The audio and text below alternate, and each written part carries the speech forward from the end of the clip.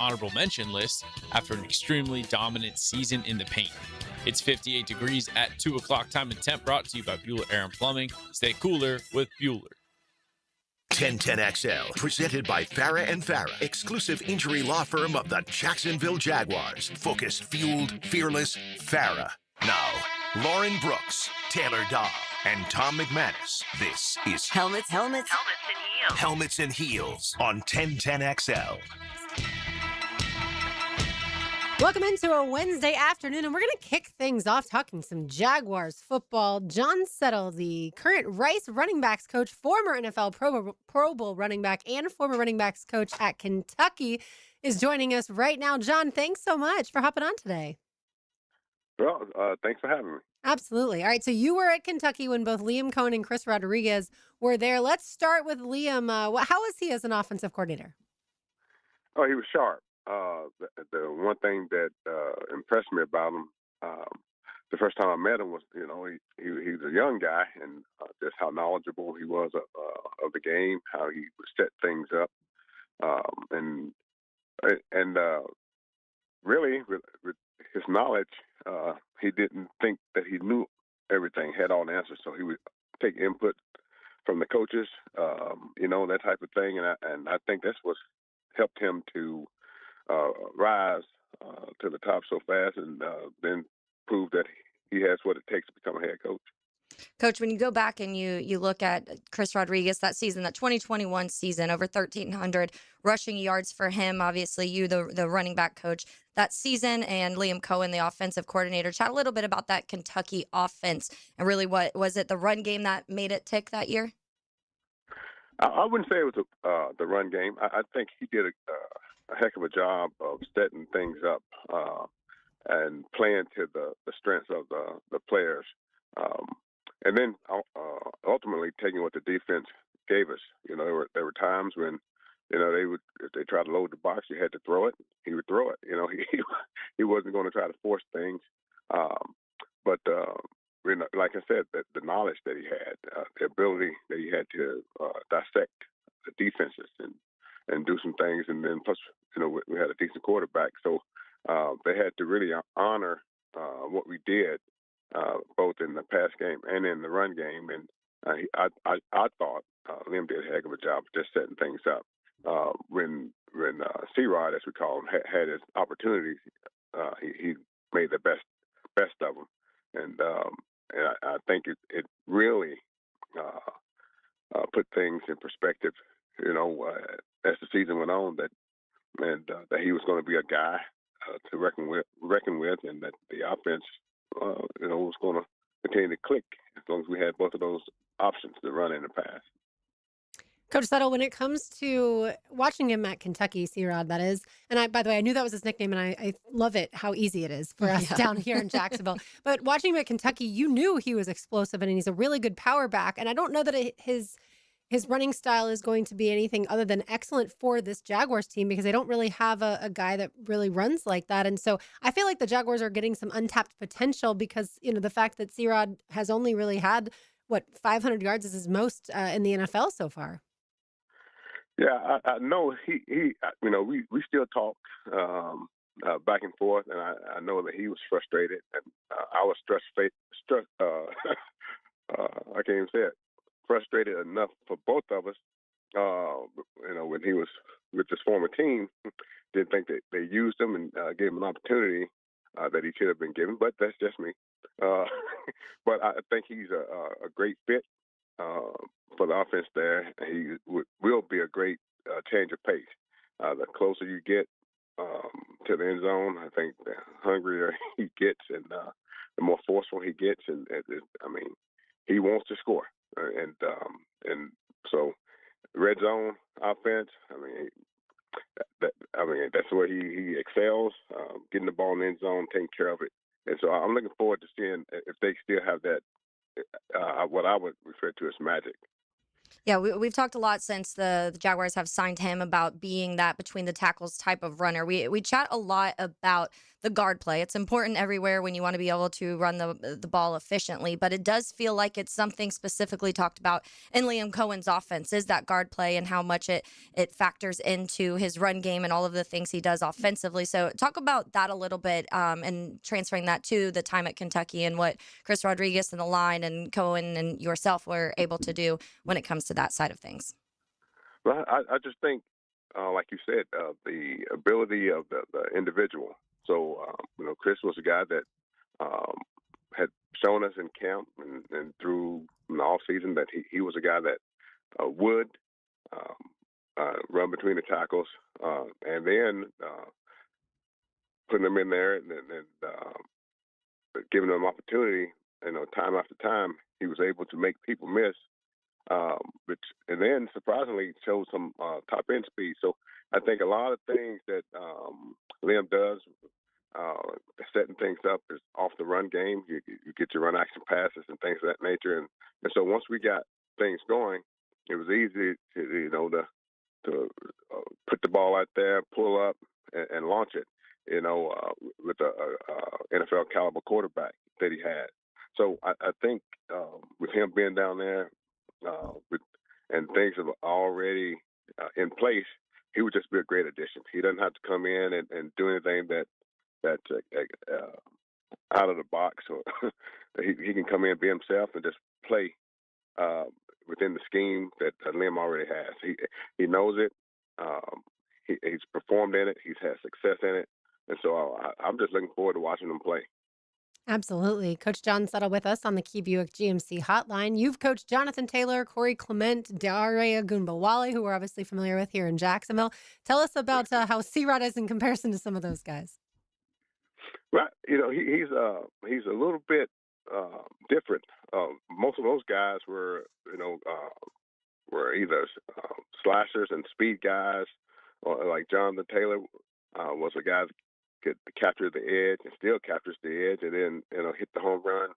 Um, the he he's really an exception to the guys that I've had. In fact, that he was truly a between the tackles guy. He in the inside run, he can find things, set runs up, um, do things like running over guys. Then the next thing you know, he's going to run around a guy. He's more like the guy I had at Pitt and James Conner than any of those guys. And so those two players were different, but they were. I mean, when the game was on the line, you get the ball, like I said earlier, inside the red zone.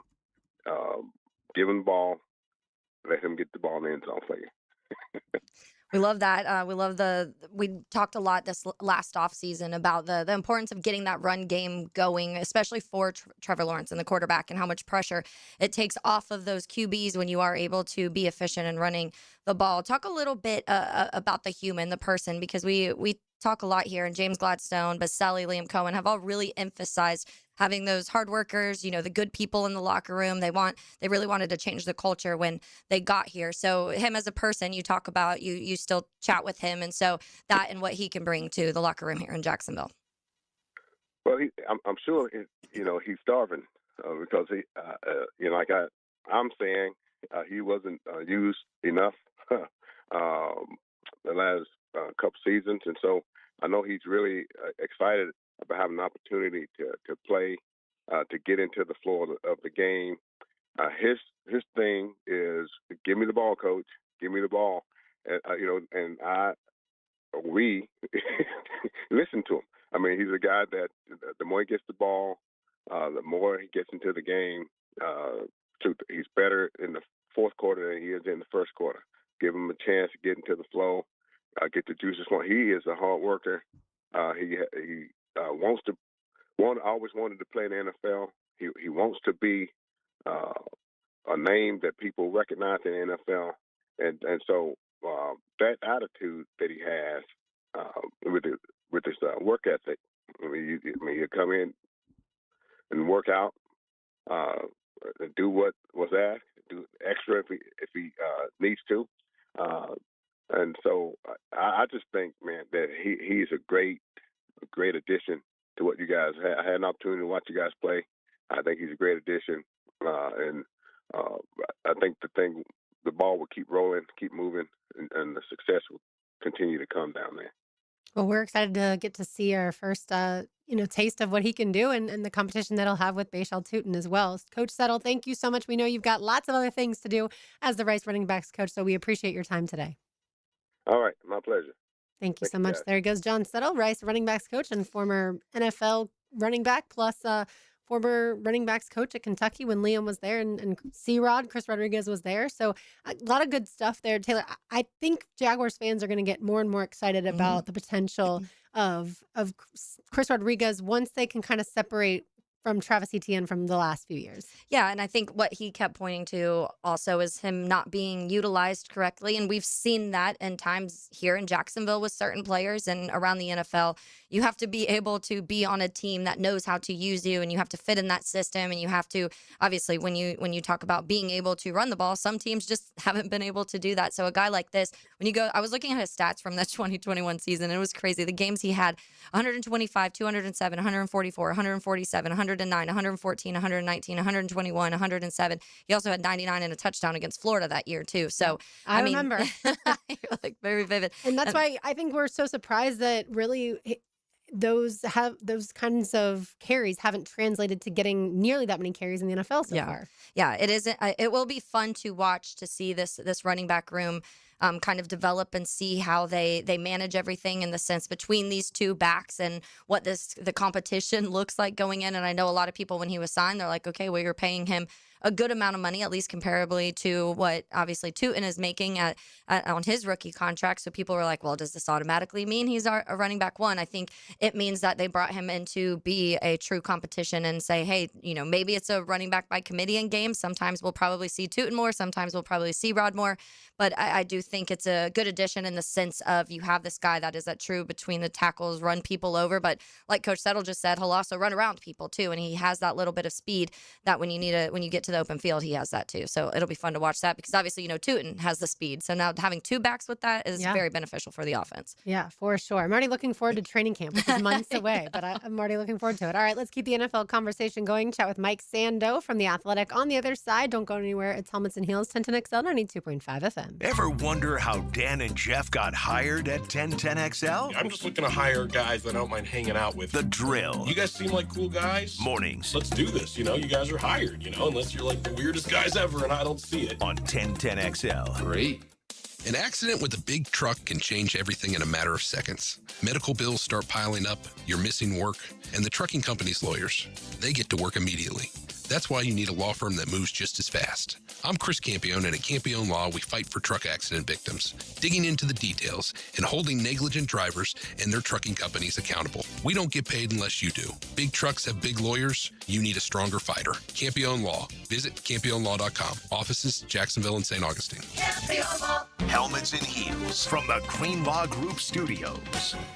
When my wrist pain was acting up and I needed help, I took Dan Hickens' advice and headed over to see the experts at Southeast Orthopedic Specialists. This is Stuart Moore with the PGA Tour. I highly recommend Southeast Orthopedic Specialists. Whenever you have a need, they took great care of me. They'll take great care of you. This is Dr. Kevin Murphy. The next time you need orthopedic care, you can rely on our team at Southeast Orthopedic Specialists. Relieve pain and get back to life. Southeast Orthopedic Specialists. From free agency to the draft, training camp to the playoffs, nobody covers the Jags like Jaguars today. Mike Dempsey and Fat Tony bring the smartest football talk in Duval. Covered by Renewal by Anderson Custom Windows and Doors. 10 to noon weekdays on 1010XL. Leon Serza here, your lemon pepper guy.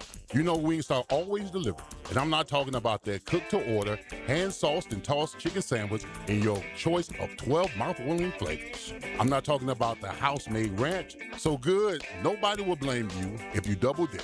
I'm talking about Wingstop that delivers straight to your door. And did you know they're open until 1 a.m.? So visit wingstop.com or use the app to get flavors delivered right to your door late night only at Wingstop. Can't stop. Wingstop. Hey, it's Travis from Cannons of Jacks. When you need a trailer hitch, gooseneck, or RV towing options, call us at Cannons. We've been doing it for 55 years, and customer service is our #1 priority. Visit cannonsofjacks.com. March is coming in like a lion at Best Bet, and Clockwork Cash Out is back with a vengeance at all locations. Every Thursday, Friday, and Saturday in March, from 6 p.m. till midnight, $500 will be given away every 30 minutes while playing the table games. The excitement is roaring at Best Bet Jacksonville, Orange Park, and St. Augustine. For more details, visit bestbetjacks.com. That's bestbetjacks.com. Here's hoping for a Raise the Roof football season. And here's knowing Next Gen Roofing is up for any job. Game day or storm season, you need a team you can trust. And you know what? You don't need a glitzy roofing company. No shortcuts, no gimmicks, no nonsense. Solid roofs at competitive prices and a commitment to the First Coast community. Right now, save up to $300 on your next roof replacement. When you need a roof, you need Next Gen Roofing. Team with you, it's a win every time. When you hear Florida Gators baseball on 1010XL, it's brought to you by Renewal by Anderson Custom Windows and Doors, Randy Marion Cadillac of Jacksonville, and by the personal injury attorneys of Farah and Farah. If you've been in an auto accident, you can count on the experts at San Jose Collision to return your vehicle to pre-accident conditions. San Jose Collision can also provide a fresh paint job to freshen up your vehicle or completely change its appearance. They can paint and repair all foreign and domestic cars and trucks. When quality and professionalism are important to you, trust San Jose Collision in Mandarin. This is Frank Frangie. Over the past 11 years, the weight loss industry has seen it all. New medications, fad diets, sculpting. Yet Awaken 180 still stands alone as the proven solution for lasting weight loss. Results at awaken180weightloss.com. XL Primetime and Bud Light is all about the buckets Thursday and Friday to tip off the tournament. Join Joe C., Matt, and Leon at the Southside Ale House in Tinseltown, noon Thursday, and Monkey's Uncle at the beach on Friday. That's Hoops Heaven and XLP with Bud Light. 1010XL, presented by Farah and Farah, exclusive injury law firm of the Jacksonville Jaguars. Still, present, ready. Farah doesn't flinch. Here's another call on the 1010XL hotline, driven by Key Buick GMC, home of the lifetime powertrain warranty.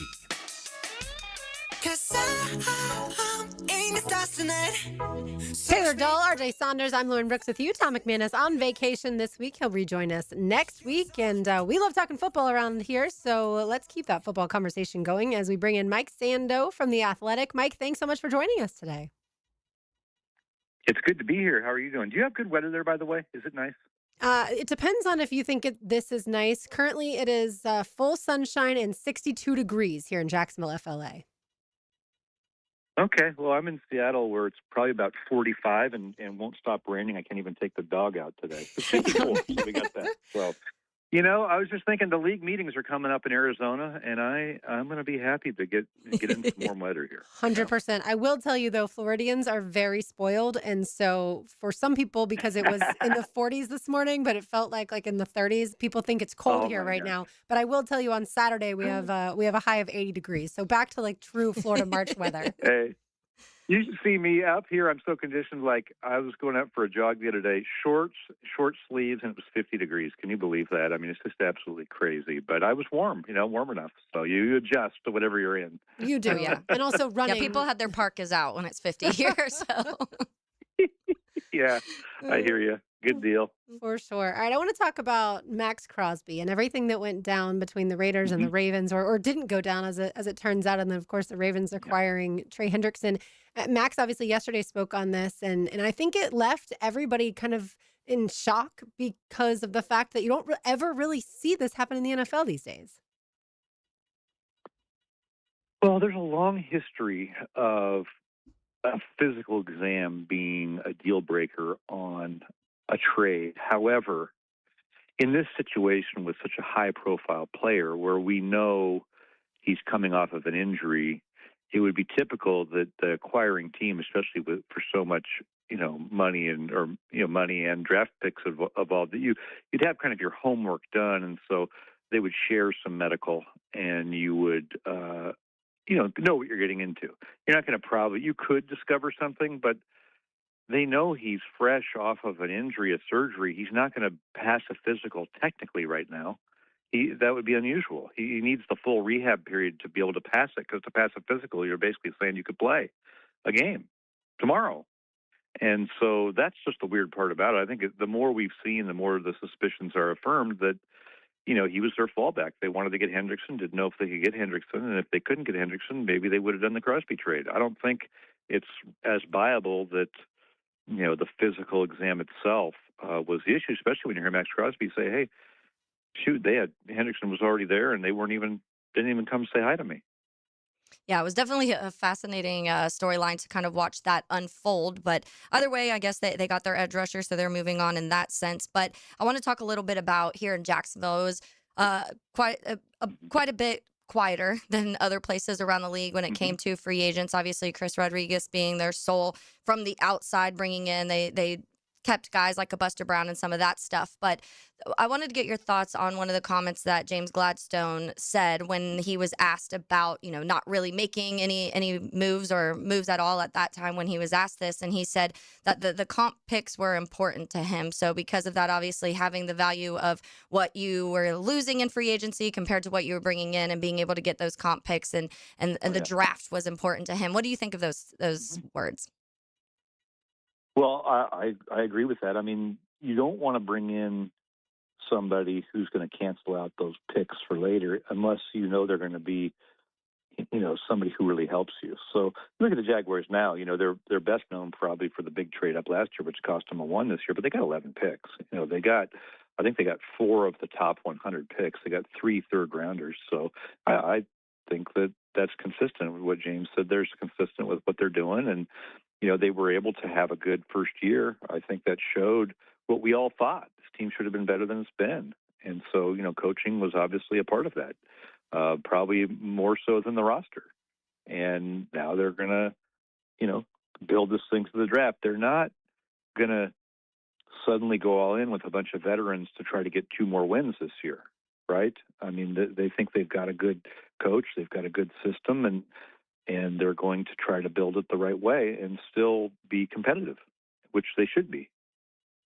Mike, I've always thought that mock drafts before free agency were a little bit silly. I understand the exercise for sure, but I feel like we should do them after free agency. For instance, I know one of the executive things that y'all did in The Athletic was talking to executives and figuring out after the combine, which guys are going where. And as far as like Kansas City was getting Jeremiah Love. Well, Kansas City now has Kenneth Walker. So they're probably, and even if Jeremiah Love's there, they're probably not going to take him. But I just wanted to get your thoughts on stuff like that. Yeah, I love to do the snapshot right after the combine before free agency, but it does.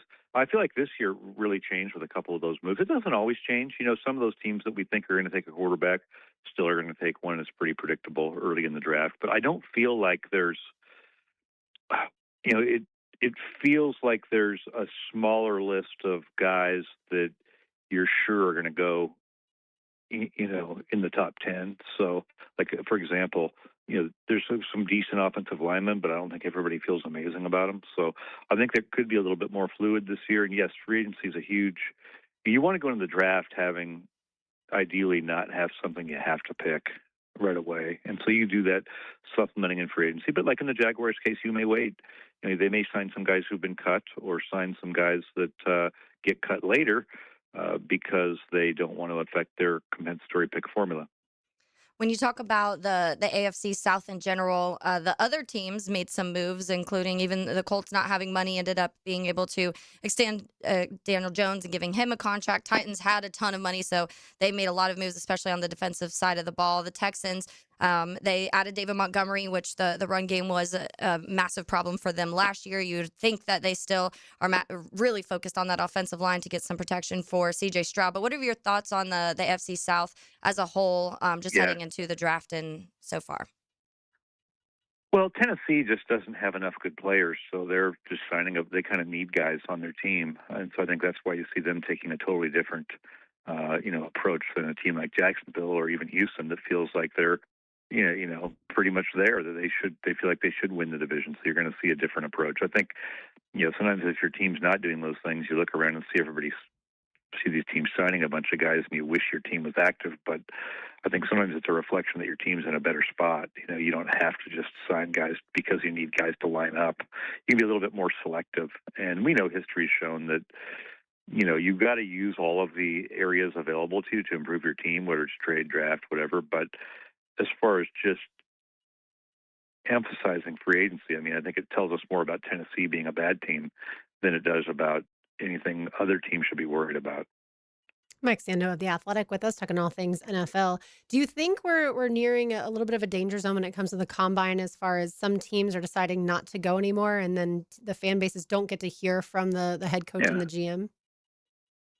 A little bit. I think this is a transition period, and I think the league ends up being torn between, maybe they're not even torn, but there's a conflict between what they want to do in marketing the event for TV and that sort of a thing versus what's best for the teams. And I think it does feel like teams are just reassessing. I think there's just different ways to go about it, and I agree that you shouldn't just do the same thing that's been done forever just because it's always been done that way.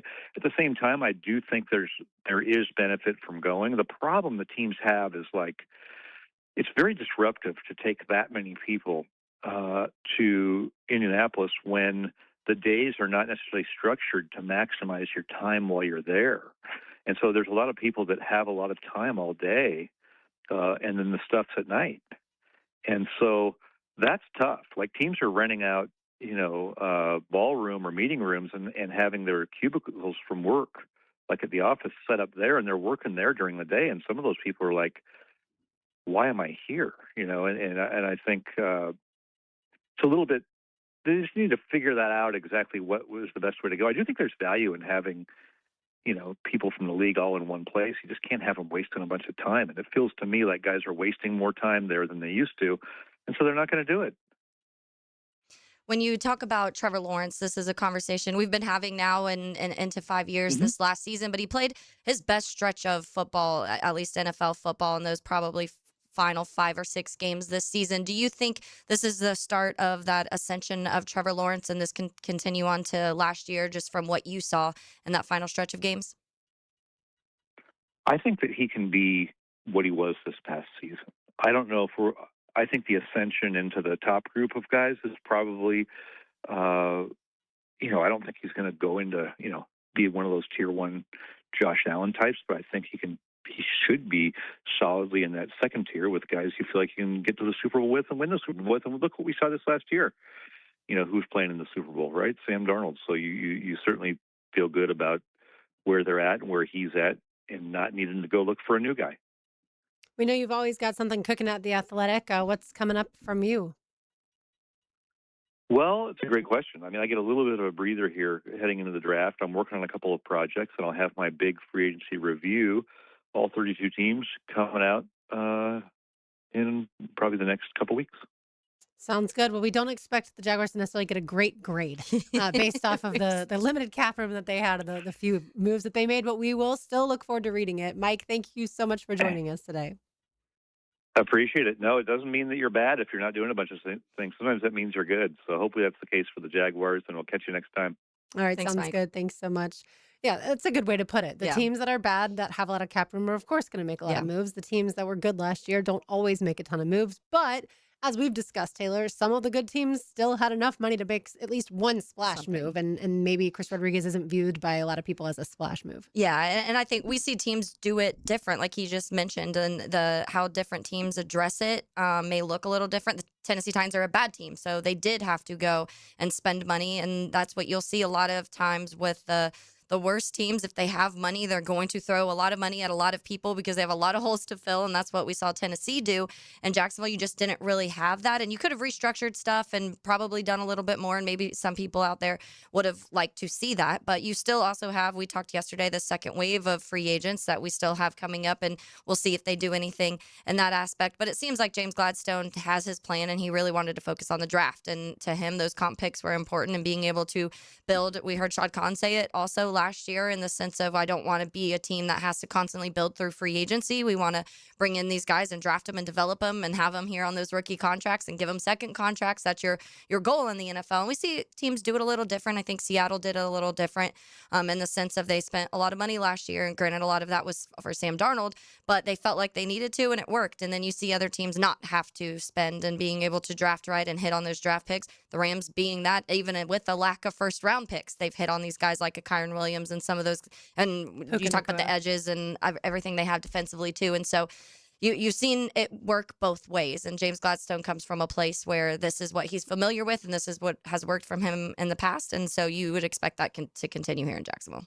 Yeah, at the end of the day, you want to feel like your team after a 13-win season is in the window of winning a Super Bowl, right? Like, I don't know if the lack of moves has encouraged people to still feel like that as they did the moment that the Jaguars clinched the division and then you found out they were hosting the Bills in that playoff game. You thought like, this is definitely our window. And it may not be this year that the Jaguars win the Super Bowl, but it's open. They're on the right path. Yeah, the window is open. And then when you do see the Chiefs get Kenneth Walker, that reaffirms that they are in their window. Right. The Bills make the trade that they made for DJ Moore. That's reaffirming like we're one piece away. The Broncos getting Waddle. Right. All of these teams that were also right there made big moves to improve their roster. And so that's where it's like, okay, I trust in you, but my trust is maybe not wavering, but I'm getting a little nervous. Yeah. That's for sure. I understand that sentiment. Absolutely. All right. We'll keep the football conversation going. It's Helmets and Heels, 10 to XL, 92.5 FM. Helmets and Heels. Protected by Green Law Group. For the insured. Fighting for you.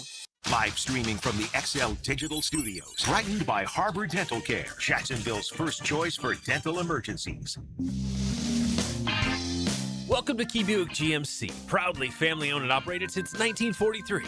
Come see why they're North Florida's new and pre-owned truck center, conveniently located on Southside and JTB, just minutes from the St. John's Town Center. At Key Buick GMC, every new vehicle comes with our lifetime powertrain warranty. Key Buick GMC, we are professional grade. Online at keybuickgmc.com. Lifetime powertrain warranty covers engine, transmission, drivetrain only. Exclusions apply. See dealer for details. Hey, Jacksonville, I'm sure by now you've seen our bright green GFL trucks and containers throughout the greater Jacksonville area. We are an industry leader in solid waste and would love the opportunity to earn your business. We are committed to customer service, reliability, and have unwavering focus on safety. Whether commercial or construction, let us haul your waste away. Call 904-760-5880 to get a quote today. GFL, green for life. Come visit the best sports restaurant in town. That's Big Dogs in Orange Park, known for great burgers, huge wings, pizza, salads, and special nightly events like trivia and karaoke. You'll all love it at Big Dogs Restaurant in Orange Park. Make Capital Glass and Shower Doors your premier choice for top-quality glass solutions. With over 40 years of expertise, their team specializes in commercial and residential projects. From elegant shower doors to modern frameless enclosures, they've got you covered. But that's not all. They also offer glass railing systems, glass wine cabinets, and much more. For unmatched quality and service, choose Capital Glass and Shower Doors. Your vision, their expertise. Visit online at capcoglass.com. The new Ackerman Cancer Center is now open at World Golf Village, providing state-of-the-art screenings and diagnostic exams with no referral required. Same-day appointments are available. Call today or visit ackermancancercenter.com. All right, Jacksonville, let's talk about it. Spring cleaning feels great until your drains remind you what they've been holding on to all winter. If your sink's burping, your shower's backing up, or your toilet's hesitating like it's reading a blitz, it's time to call in the pros. Call Duck Duck Rooter. During their spring drain cleaning promotion, get your drains cleaned plus a free camera inspection for just $129. Must have outside clean out, honest pricing, proven experience, no fourth quarter surprises. When you're stuck, call the Duck. That's 904-862-6769 or duckduckrooter.com. Kubota keeps the job site running smoothly with the #1 selling compact excavator lineup in the world. Reliable, capable, and backed by strong dealer support. Stop by today to power up your crew. Right now, bring home select Kubota excavators with 0% financing available or save up to $4,800. Now through March 31st. See us or go to KubotaUSA.com for full disclaimer. Visit Coastal Equipment in Jacksonville and McClenny to reach your North Florida Kubota Superstore. Here's a health and wellness tip from orthopedic specialists of Jacksonville. This is Dr. Hiram Carrasquillo, orthopedic surgeon, fellowship training foot and ankle conditions from the orthopedic specialist of Jacksonville. Achilles tendon injuries are common in athletes, but most can be prevented. Warm up properly, stretch your calves, build strength gradually, and wear supportive shoes. Listen to your body. Don't push through pain. Protect your Achilles so you can stay in the game. For more tips, visit osjax.com. Stay healthy with orthopedic specialists of Jacksonville. We love talking sports on 1010XL, and I9 Sports loves giving kids the perfect way to grow up playing the game. Spring and summer registration going on right now. Log on to i9sports.com to see all they've got to offer for kids ages 3 and up. Enter 1010 in the promo code for a discount. Year-round sports all across the First Coast. St. John's, Duval, and Clay. Sign up now for spring and summer. Great new locations added like Tofoy Creek High School and Westside Middle. Get your kids in the game with I9 Sports. Enter 1010 in the promo code for a discount at i9sports.com. 1010XL, presented by Farah and Farah, exclusive injury law firm of the Jacksonville Jaguars. When it's game time, Farah doesn't flinch. I like my water with lemon and lime. That's cause they're better combined. Kinda like us, you Taylor Dahl, RJ Saunders. I'm Lauren Brooks with you. Tom McManus on vacation this week somewhere in the Caribbean. He'll be back with us next week. So the Dolphins got rid of Tua Tagovailoa and Jalen Waddle and Jalen Phillips and Tyreek Hill and that they drew the line at Devon Achane. Yeah, that's too much. The running back. I don't really understand how they can discard. He's probably all like, these, get me out of here. Yeah, they can discard all these weapons, but they say, nope. Teams that are interested in you cannot have our running back. Yeah. I suppose Malik Willis at least must be excited, the new quarterback there in Miami. Maybe. We'll see. He's going from a team that had and I've said this, I don't think any true one wide receiver, but Tucker Kraft obviously is a really good tight end, probably the best pass catcher in my opinion on that team. They lost him to injury last year, but you had a lot of weapons. There was a lot of guys to spread the ball, and we talked about it a lot of, pretty much every month it felt like there was a new leading receiver. I know the year before it was every single month a different receiver led in receptions, yards, touchdowns, all of that. I don't know if it was exactly the same last year. I think they tried to force some things to happen with the number one, but it didn't work probably to their plan when talking to, Packers people and media up You there. talk to Packers people? I do. Unfortunately, I have to talk to them during the season when we play them. But I think that we'll see. I feel like obviously the Dolphins got some picks in exchange, so it feels like they're wanting to also build through the draft, and they're like, all right, let's hit this reset button. You paid a quarterback in Malik Willis, maybe a little more than maybe some people felt like he was worth, but if you hit on that and you get him some protection, get him a couple weapons, you have a running back. Obviously, they're keeping Achane, so you have a running back, and now you have to kind of build around him. You have pieces to do it. They have a lot of picks in the top of that draft, and so you just got to hit on them though now. And you spent a lot of money on this quarterback. Are you wasting that? If it doesn't, Who's their best receiver at this point in time? Malik Washington? Yeah, I don't know. Tutu Atwell? That's what I was like, maybe. It's going to be interesting because they're going to have their draft picks are going to be like, you've got to start, you've got to play, you've got to be immediately making impact on this team, or it's not going to be good. And then you're looking at something in 3 years, and that's what's interesting with the Malik Willis thing is you sign this quarterback to a decent contract, and you're kind of risking that a little bit. He's never had the full-time starter job, and now he does down there in Miami. And so if you're doing a full rebuild, that takes 2-3 years a lot of times, for most teams to do that. And then Malik Willis's contract is over. So it's a weird how they've kind of went about this. We will see how quickly they can change things. If you're tanking, obviously, then why we'll sign see. Malik Willis? Like if you're all in That's on the what is quarterback, interesting, and you yeah. don't sign him, and you end up giving away all your pieces or trading away all your pieces. Just get for a future cheaper assets. bridge guy to get you through as you're rebuilding this few years, and then in 2 or 3 years or next year for the draft a quarterback when it's what they're saying right now, a better quarterback draft. Right. Like I think we were all well aware that the Jaguars were tanking for Trevor Lawrence. Yeah. Even though NFL teams can't come out and say it, it was, I think, very apparent. They won the first game that season and lost the rest of the games, and they were playing multiple quarterbacks too. Like Mike Glennon got playing time at that point in time that season, and so it feels like that was obvious without being so obvious that the NFL commissioner, Roger Goodell, had to say something. It wasn't like that, but that's what it feels like the Dolphins were doing, other than the Malik Willis signing. Yeah, and they've done it before, obviously. They tanked for Tua. That was a big thing, and they've, I think, got in trouble for that, too. So they've have experience in the tanking side of things. So maybe that's why. Maybe they're like, look, we did it before. We tanked for a quarterback, and it didn't work out. So maybe now we invest in one. You give Malik Willis this few years, see if he's the guy, and then in 3 years, when you feel like you've built your roster back up, you can make that decision whether to extend him or if maybe this year is the test, and if you don't, then you draft a quarterback next year and hope that you can develop him.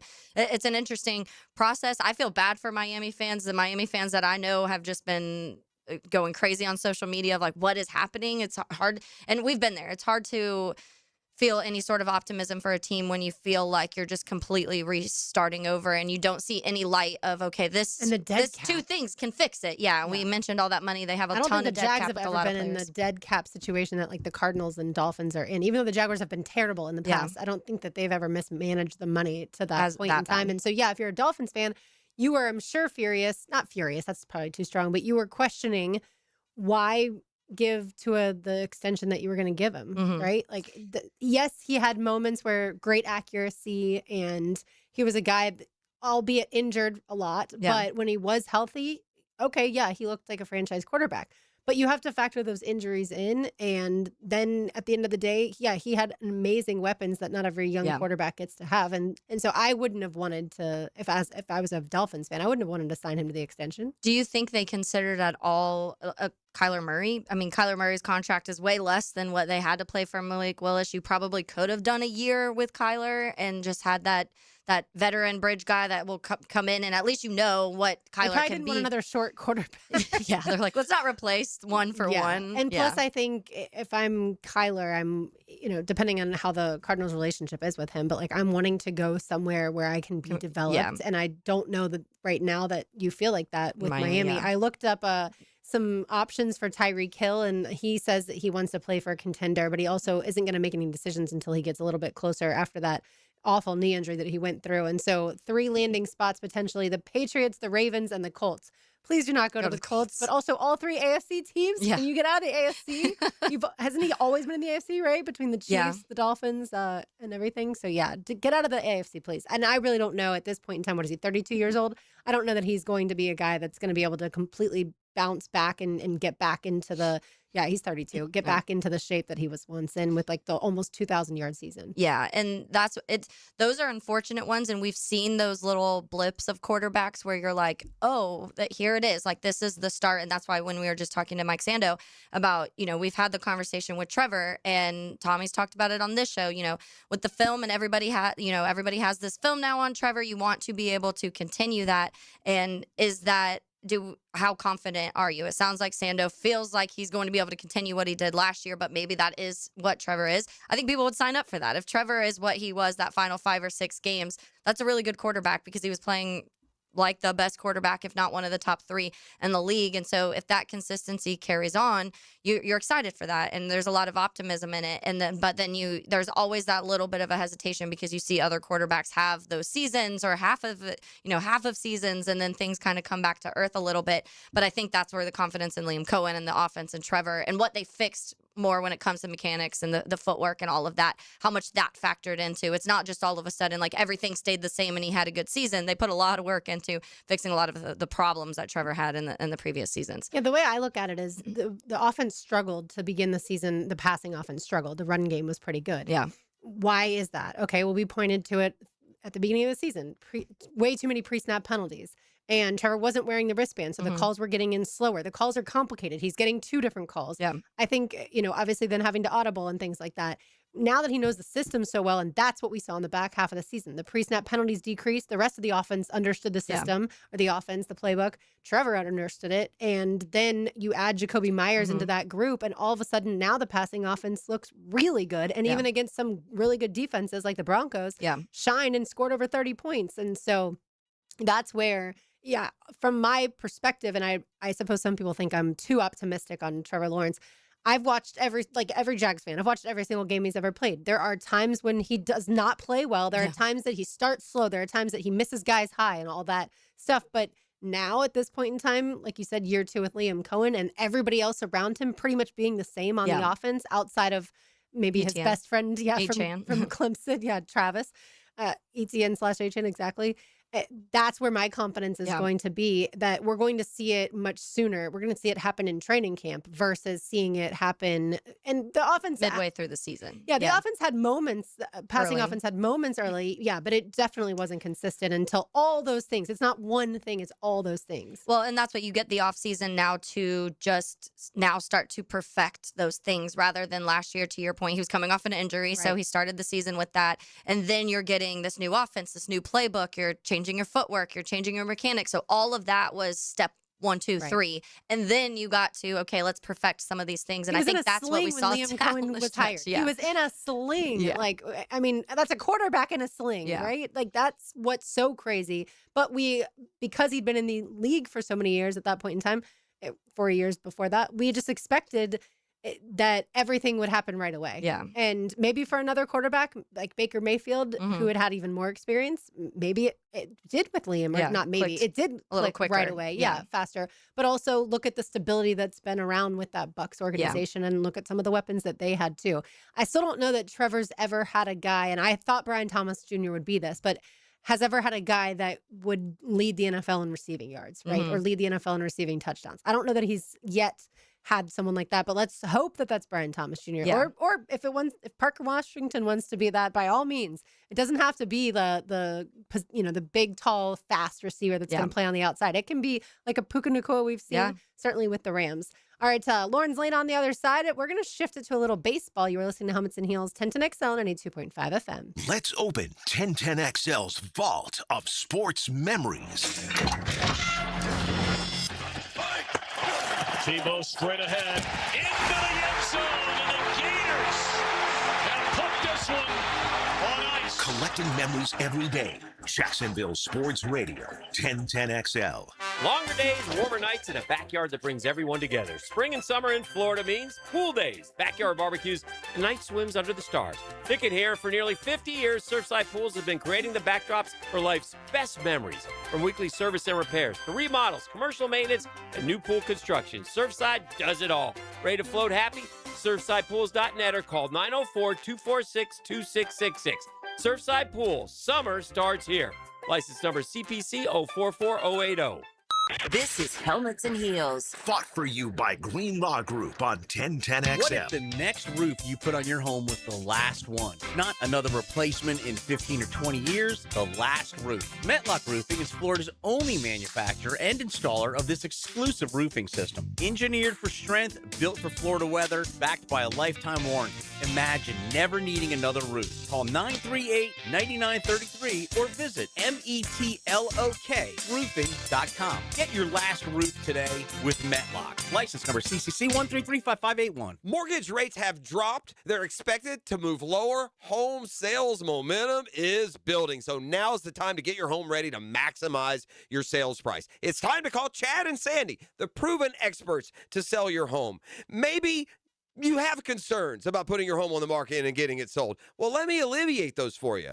There's a real quick solution. Chad and Sandy guarantee your home sold or they will buy it. Call 414-6200 or go to chadandsandy.com. You'll find out for yourself. Chad and Sandy, the local real estate experts I trust and recommend with the sale of your home or mine. Using their proprietary Market Max system, Chad and Sandy guarantee your home sold at an agreed-upon price and deadline, or they will buy it. Anthony and Mary in Palmco said, we needed to sell our home to move closer to family, but low cash offers weren't cutting it. Since we'd only bought a year earlier, options felt limited, but not for Chad and Sandy. Call Chad and Sandy today, or log on to chadandsandy.com. Hey, Jacksonville, David Garrard here. If you want a street-legal golf cart that's built with quality and style, check out Dynamic Drives and Designs in Jacks Beach. They have new, used, and fully customized carts from the top brands like Atlas, Dodge, and Pilot Car. Every cart gets a complete expert inspection, so you know it's ready to hit the road. Their team can help you design the perfect custom cart that fits your style and needs. For your custom golf cart, visit dynamicdrivesdesign.com today and see your perfect ride. Hey, life can get a little hectic at times, and no one has time to get hurt, lost wages, injuries that not only hurt, but ones that hinder our success. If you're in this position due to the negligence of another, you deserve to be paid. What's up, Jayville? This is Tom McManus. Injuries suck, and if you get injured, check out Morgan & Morgan, the largest personal injury law firm in the country. 100 offices, over 1,000 lawyers with enough firepower to handle any and all personal injury cases that you may be dealing with. And they make filing a claim easy and don't get paid unless you do. Morgan & Morgan, for the people. Visit forthepeople.com or hit Pound Law from your cell. Pound Law, that's all.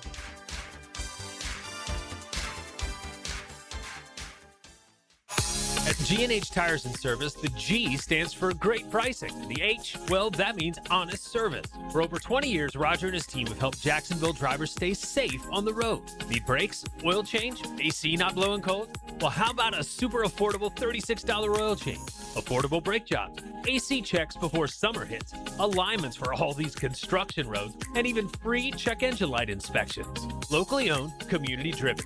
G&H Tires and Service on Beach Boulevard. Tired of changing out bad sod year after year? Get it done right with Roundtree Sod. Big or small, they have it, and always supplied farm fresh. For a lush, legendary green lawn, call 7414-SOD for a free estimate. 7414-SOD. XL Primetime and Bud Light is all about the buckets Thursday and Friday to tip off the tournament. Join Joe C., Matt, and Leon at the Southside Ale House in Tinseltown, noon Thursday, and Monkey's Uncle at the Beach on Friday. That's Hoops Heaven and XLP with Bud Light. 1010XL, presented by Farah and Farah, exclusive injury law firm of the Jacksonville Jaguars. Focused, fueled, fearless, Farah. Look, I can see your face in the Parisian paintings.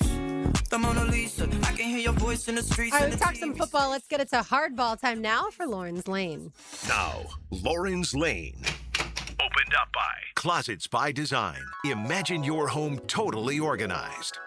All right, Taylor, I'm going to talk about college baseball in a second. But first, when it comes to the World Baseball Classic, the finale last night, obviously the U.S. lost 3-2 to Venezuela.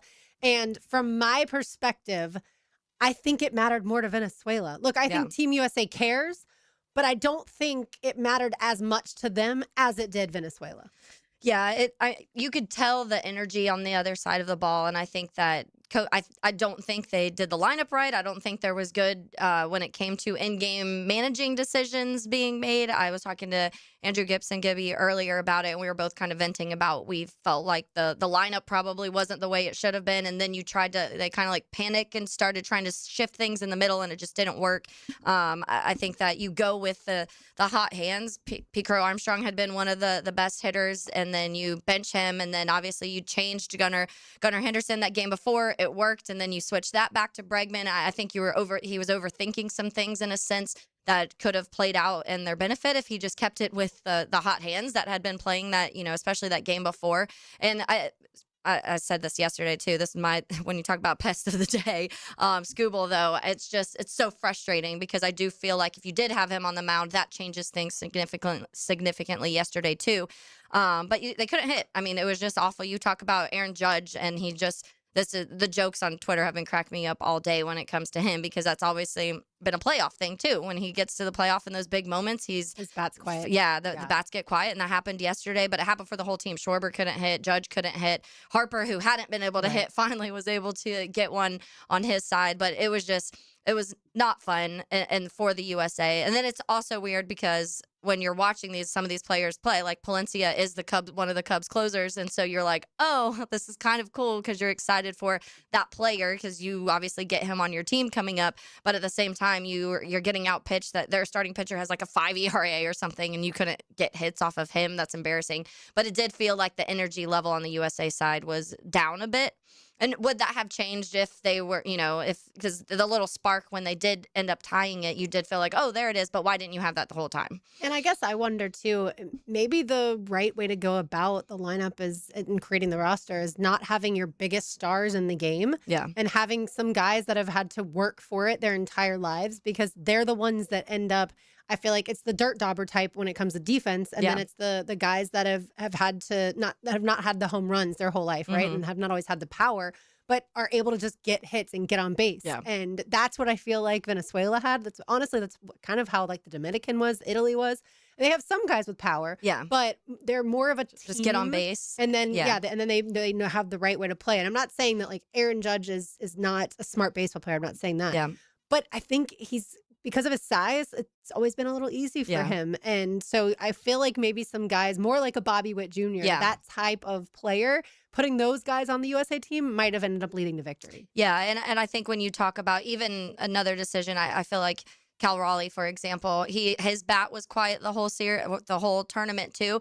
But that's a guy who just hit a lot of home runs this last season. In a game like this, you want somebody, that power hitter, and especially I feel like you didn't even put him in the game at all. So when you're down, you feel like you make that switch to be like, let's see if we can just get something out of Cal, because we're not getting on base. So let's get some of these home run hitters in there, and hopefully you can just get some runs going, and it just didn't work. It was fun to, like, obviously I did not want the USA to lose, but watching Venezuela celebrate and how happy they were after you're like, okay, good for you. Like you guys worked your butts off to get to this point. And there's a lot of good players on that team too. When you talk about obviously an Acuna, who a lot of people here are big fans of, I love him too. So watching in moments like that when you get walked and things like that, you're like, oh, it's kind of fun. You find yourself cheering for some of these players a little bit. But I tweeted today and I'm like, I'm glad I can go back to hating some of these players there's certain baseball players that I just don't like. And I had to cheer for them during this tournament, like a Judge, for example, a Harper, I'm not a fan of. And so now I'm like, okay, I can go back to not liking these guys. Yeah. Same with the USA Hockey. There was guys I had to root for, like Kachuk. I'm don't like Kachuk at all. And so you have to root for him. And now I'm like, oh, I get to go back to just being like, go on your team and I don't have to cheer for you anymore. Yeah, but it was a fun run, and I'm glad that they were at least able to make it to the finals, because obviously they could have gotten knocked out if Mexico had beaten that was Italy. A close one. Yeah, for sure. All right, when it comes to college baseball, number 18, Florida beat Stetson 10-1 last night, and here's a name that should sound familiar to people around Jacksonville. Colt Myers got a run. Colt Myers, the son of Brett Myers. Oh, I love that. Yeah, and so the Gators are now 19-3, and then this weekend they traveled to Alabama, so that should be a fun 3-game series. Number 11, FSU improved to 17-3 with their 12-1 victory over Bethune-Cookman in 7 innings. And Sandalwood's Cooper Whited got the start last night. He pitched 3 1/3 and allowed the only run, but still, that's really good. FSU is at home this weekend against number 10 NC State. So number 11 versus number 10 in Tallahassee. That one begins on Friday at 6. UNF did lose last night, unfortunately, to Charleston Southern 11-6, but they're back at home this weekend against Florida Gulf Coast. And then JU won 13-3 in 7 innings at USF last night. I guess USF is a basketball school, not a baseball school. And then JU travels to Queens this weekend for a 3-game series. As I was looking over the top 25, Taylor, the SEC has 10 teams ranked in the top 25. The ACC has 7. Okay. So 17 of the 25 teams are from ACC or SEC? The SEC and the ACC. You got that right. And LSU is not one of the teams of the 10 teams in the SEC. LSU is not one. They are 15-7 on the season. They've lost to some not such good teams. But here are the SEC teams. They've had enough. Yeah. Texas is 2, Arkansas 4, Auburn 5, Mississippi State 6, Georgia 7, Oklahoma 8, Kentucky 15, Florida's 18th. Like I said, Tennessee is 22nd, A&M is 23rd. So the list goes on and on. Yeah, absolutely. All right, back to the NFL we go. On the other side, you're listening to Helmets and Heels, 1010XL, 92.5 FM. Your front row seat to history in the making. The Florida Gators, they are the 2025 national champions. Your home for the most play-by-play is 1010XL. Hi, I'm Mac with Baker Glass. If you've got fogged up windows, let me help. We'll replace them with clear, insulated units that brighten up your home. People say we're fast, friendly, and reliable. Just check out our Google reviews. Call me today. Baker Glass. No one treats you better. This is Helmets and Heels. Fought for you by Green Law Group on 1010XL. You know, Mr. Chubby's Wings is giving away free beer again this year for the Madness Tournament. Do they really give you a free pint of Budweiser for each game you pick right? Yes, all you gotta do is fill out your bracket now at 1010XL.com. Overall winner gets tickets to Welcome to Rockville on Saturday. But for free beer, just download your bracket, print it out, and bring it into any Mr. Chubby's Wings location during the games. Every game you pick right, you get a free beer. Go to 1010XL.com now. It's the Free Beer Chubby Madness Bracket Challenge. See Mr. Chubby's Wings Facebook for full contest details. Roll through the offseason with AA Automotive and 1010XL. Fresh faces in new places. Give me the ball. Listen for free agency profiles. Built by Premier Outdoor Inc., a visionary of hardscapes and aquatics. My Gate Rewards members, this deal is just for you. Right now, grab any two 12-ounce Red Bulls and get 2 of your favorite roller grill items for just $1. When you need a boost, Gates got you. See store for details. Home of the Jacksonville Jaguars. WJXL AM Jacksonville Beach. WJXL FM Jacksonville Beach. I'm Frank Franzi, and I just got back from the farm at Okefenokee in Folkestone. Man, was I impressed. You have to see these handcrafted cabins. But act fast. On this 1,000-acre farm, there will only be 250 cabins. Each phase has jumped in value, so come get your lot and lock in your equity. Enjoy living in harmony with nature, going to the grocery store in your own backyard, and connecting with people grounded in food and purpose. Learn more at okefarm.com. That's okefarm.com. Are high-interest credit cards and other loans sucking the life out of your finances? It's time to say no more. Let Loan Pronto tap the equity on your home and get the cash you need now so you can pay it all off. Hey, it's Prosser here. Corey and Jack called Loan Pronto in a matter of days. They had $160,000. They kept their 3% mortgage intact, didn't even need an appraisal, and with all that cash, they wiped out all their credit cards and 2 car loans, saving $2,000 a month. You can do it too. LoanPronto.com, the rapid equity loan program, can get you $100,000, $200,000, even $500,000 in cash. Chloe and Ethan just did it. Consolidated all their high-interest debt into one super low monthly payment, giving them an extra $1,000 a month. Imagine, pay off all the credit cards, slash your monthly payments, breathe easier. Get your life back. Interest rates are at 3-year lows. Call Loan Pronto today, 904-999-1500. That's 904-999-1500. Or go to loanpronto.com. Equal housing lender, NMLS 1661781. Visit NMLSconsumeraccess.org. Insurance companies have teams of lawyers working to protect their bottom line. I'm Chris Campione of Campione Law, and you deserve someone just as focused on protecting your bottom line. We go head-to-head with insurance companies every day, and they know our name. Giving you peace of mind and delivering results is our job. With no fees unless we win, there's no risk to get the help you need. Visit CampioneLaw.com. Offices, Jacksonville and St. Augustine. Count on Campion, Campion Law. Brian Wall here. Would you take your paycheck, go to the bank, cash it, and then simply throw it up in the air? I didn't think so. But in a way, over the years, that is exactly what you're doing if you have old or builder-grade windows in your home. Even if you have a brand new home, those windows are not the best windows you can have to save on your energy bills. Window World has sold millions of replacement windows to homeowners like you, and Window World's customer satisfaction is the highest in the business. Please check Window World out yourself and save on your new windows and on your energy bills.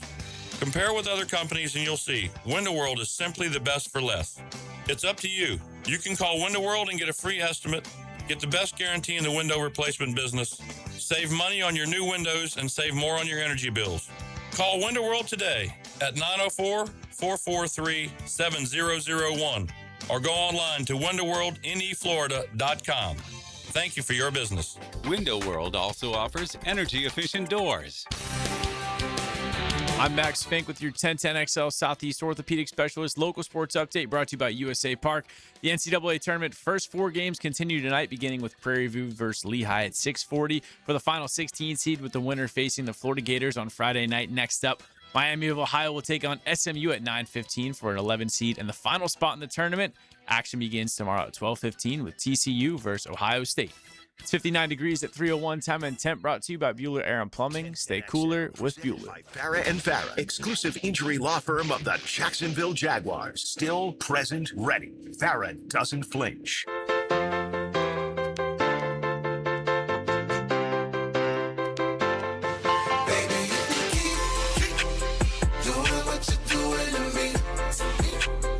Taylor Dahl, RJ Saunders, I'm Lauren Brooks with you. RJ, what is this jam? I like it. Big Boy, called Doing It with Sleepy Bronco. I like it. We always need good vibe songs around Jacksonville, Florida on a week that last week coming off of players. This week we have March Madness, but doesn't start in earnest really until tomorrow. Yeah. So we need a little pick-me-up to get us through. By the way, speaking of college basketball, Gator fans need to pay attention tonight, Taylor, because we have Prairie View versus Lehigh at 6:40 in Florida. We'll take on the winner of those two teams. So we've already had a little bit. I know most people were probably watching the World Baseball Classic last night, but at not quite the buzzer, but with 1 second left, Texas beat NC State by just 2. So it was tied Oh. 66 all. And with 1 second remaining, Texas hit the fadeaway jumper to make it 68-66. So that was pretty exciting. Yeah. And then Howard beat UMBC 86-83. So 2 close games last night. And then tonight, like I said, Prairie View versus Lehigh is at 6:40. Gator fans, pay attention to that one. And then Miami of Ohio, who I Yeah, think a that'll be lot a of fun one. people around the country are interested in to see what they can do against SMU at 9:15. Miami of Ohio, of course, didn't lose a game until the conference tournament.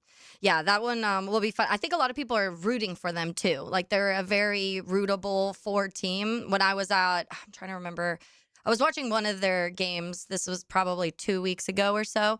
The whole bar was cheering for. I was like, where did all of these Miami of Ohio fans? They're not go? actually Miami of Ohio fans. They just got on board Yeah. with probably betting that they wouldn't lose because that Probably. was, I think, something. One of the lines. Yeah, that was something fun. I did want to remind people too, because obviously we'll be out and about all of the shows Thursday and Friday. So we have XL Primetime Thursday will be at Ale House on South Side. The Frangie Show on Thursday will be at Lola's Burger and Burrito Joint, which is out on King Street.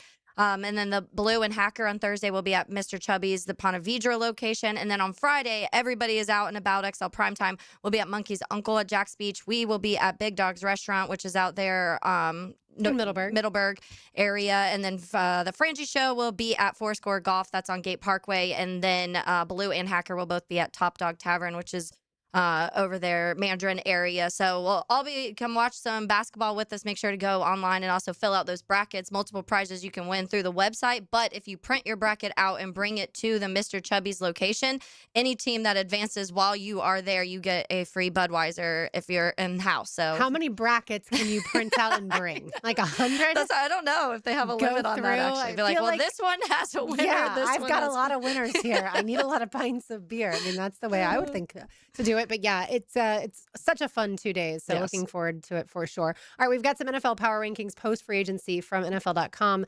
And I'm not going to go through obviously each team and where they are in the rankings. We're going to look at where the Jaguars are. But I wanted to start by asking you, which team would you have number 1? The Seahawks clearly Won were the the Super best Bowl. team. Yeah, and won the Super Bowl. But the Seahawks did lose their running back, Kenneth Walker, to the Chiefs. They lost Boye Mafe. They lost Kobe Bryant, yeah. the safety, and Boye Mafe, the edge rusher. So with those types of losses, they did at least get to keep Rashid Shaheed. But Yeah. at the end of the day, I feel like the Seahawks did lose more than they gained this offseason. And so would you have the Seahawks at number 1? I get the point of saying you just won the Super Bowl, but I do think that they lost some pretty critical pieces to both sides of the ball for them. And I feel like I might have gone Rams, which they have the Rams second in Right. these. But I just feel like right now, in the football that Matthew Stafford's playing, it doesn't seem like, even though we talk about his age, it doesn't feel like he's slowing down at all. And I feel like as long as Matthew Stafford's there, I think one of their biggest issues this last year was the secondary, and they built that up a lot with free agency. They added several pieces back there to help that secondary. And so I think that And the what Rams they made the huge trade for Trent McDuffie. yeah, and that's what you add that. You already have pass rush up front. Your offense could score. That was never the issue. So to me, I'd probably put Rams, and it's the whole season I had Seattle. I thought Seattle was the better team than the Rams. And, mid-season, I was like, if I were to pick a team right now, I think Seattle is the best team in the NFL, and they ended the season as Super Bowl winners. But I do think that flops for me now. I think at this point in time, that could change again once the season starts. But I think I would put the Rams as one. I think the 49ers are a team that maybe not the top team in the NFL, but if they're actually healthy, if they can stay healthy this year with the addition of Mike Evans, that's big. really, Yeah. really good team with a really good coach in Kyle Shanahan. And so I'd certainly have them amongst the top. I'm with you. I probably would have the Rams at the top spot just because sorry, Sam Darnold, but we still don't fully believe I know. in He's Sam. like, what the heck? I know. I was It's the like last what quarterback Foye said standing. the other day. You win 13 games, and Exactly. people still make excuses, but that's just kind of how But the yes, NFL is. we all believe in Matthew Stafford, and he already announced that he's coming back, right? Even though last year we weren't sure what the plan was because of the back stuff, but clearly he was fine. And so, yeah, I feel like, and the Rams, of course, have a phenomenal coach in Sean McVay too. But that division, that's what's crazy. Yeah. All three of those teams that we're discussing are all in the In same, the same division. Yeah, and that's what it makes it even more complicated for them. And this one, they have the San Francisco 49ers ranked 5th, and so they did have them moving 3 spots up from the time that the season ended. And I do think their defense was very banged up all season. We talk about that a lot and they struggled down the stretch because of those injuries. Nick Bosa, and you talk about Fred Warner, he missed some time. Those are two players that that's two of your best players in the NFL, not to mention on your team that you don't have. And then George Kittle. And Kittle, who, you want to see Kittle healthy. I feel like he's been banged up quite a bit. And so, but Kittle's healthy. You add Mike Evans to that. It doesn't have to be all Christian McCaffrey, which we saw last year, and it worked. They could score a lot of points and their offense could run through Christian McCaffrey, but it's nice to have other options for them. They have them fifth. I may honestly have them a little bit I would definitely higher. have them ahead of the Broncos, who they Me have too. third. The Bills being fourth. The Bills, I do think, deserve to be very high in these power Yeah, rankings. me too. And I think that they're already, to me, when you're talking about the end of the season, you felt like they were one of the better teams. And then you add a DJ Moore, which that's what everybody has been talking about in the sense of give Josh Allen a number one wide receiver and let's see what he can do with that. So I think it'll be fun to watch those two. You don't really like to see it necessarily because you just lost to the Bills in the playoffs without DJ Moore. And now you feel like they've gotten even better. And they have a new coach. Yeah. They fired Sean Yeah, which McDermott, is hired Joe so Brady. interesting. Poor McDermott. But yeah, and then so I think that when you go through those teams, because if you just look at the top right now, they do have they have Seattle, Rams, Broncos, Bills, Niners. I think I agree with you. I'd move Broncos down, and I would probably have the top four being for me Rams, Seattle, and then Bills, Niners, and then probably have the Broncos after that.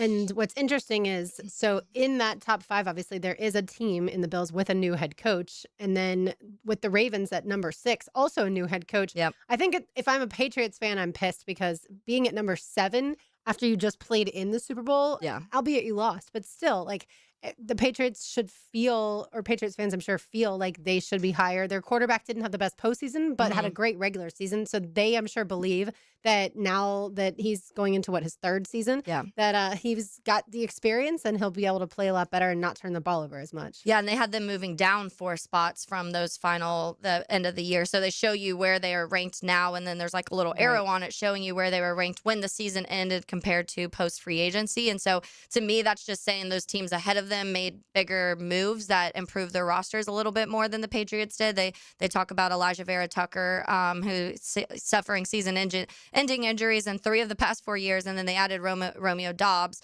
who also has dealt with a lot of injuries. And so I think that they're maybe thinking, which those 2 pieces, if they stay healthy, are, I think, going to improve your roster.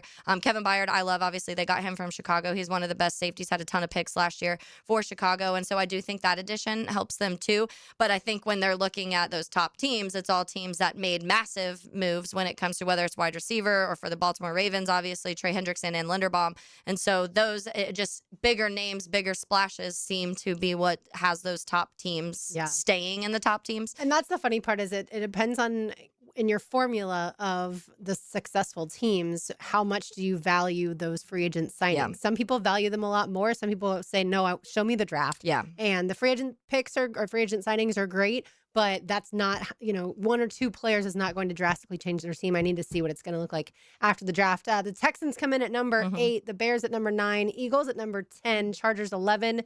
And if you're wondering about the Jacksonville Jaguars, they come in at number 12. So we know, like we talked about yesterday, the average NFL person, the national NFL people are only going to look at what we have talked about so much, the losses of Travis Etienne, the loss of Devin Lloyd, maybe some Greg Newsome as well, and then only getting really the fact that you have Chris Rodriguez from outside of Jacksonville, the fact that you re-signed Buster Brown. I don't think people watch the Jags as closely as they may watch some of the other teams. And so if some people are only really tuning in to the postseason, what they saw is a team that didn't run the ball as much as they should have. Yeah. The secondary had issues. Trevor obviously didn't play that great either with the 2 interceptions. And so I feel like that they're going to look at that. They're going to look at the losses, and they're not really going to evaluate this team as being a top 10 team. And that's what NFL.com came up with. Yeah, and that's what all you can do right now from the outside perspective. Obviously, us, when we go through, everybody here was like, okay, Buster Brown, bringing him back is huge. Gardeck, everybody really loved that move. And I think even nationally, when you specifically ask people about Gardeck, they love that. They're like, this is a great guy to have on your roster. Maybe you can even use him more this season. And I think that's beneficial. But from just the zoomed out perspective from people, they're just, and we've mentioned this week, they're looking at, you lost a guy who had 13 touchdowns on your offense and a guy who had a ton of picks defensively and was a big part of that, kind of making that defense tick. And so when you're pointing out those two things, it's going to look, people keep talking about Greg Newsome. I don't care that Greg Newsome's not on this roster. But I think the other two, it's hard to not say, okay, you're losing two important pieces of each side of the ball. And how do you replace that? This can easily change. You go to the draft, you come out with a linebacker, and we'll see, obviously, the C-Rod situation, I think, maybe changes things a little bit, but probably doesn't totally pivot, move the needle for some of these national writers. We'll see what that looks like. But I think here, you're comfortable in the running back room. And so I think the main thing is that linebacker room and what they do with that. But you address that and get somebody, in the draft or whatever that looks like, and immediately you're like, okay, you're not as panicking, but we won't know that until late April. Yeah, we need to know about linebacker. We need to know about defensive tackle depth, certainly edge depth, all those positions for sure. When we come back, we'll get it to the Masters. Well, food when it comes to the Masters, and also some March Madness. You're listening to Helmets and Heels, 1010XL, 92.5 FM. Because life is a sport. Let the games begin! That's why we are Jacksonville Sports Radio. 1010XL. Hey, it's Travis from Cannons of Jacks. When you need a trailer hitch, gooseneck, or RV towing options, call us at Cannons. We've been doing it for 55 years, and customer service is our #1 priority. Visit cannonsofjacks.com. Helmets and Heels. From the Greenlaw Group Studios.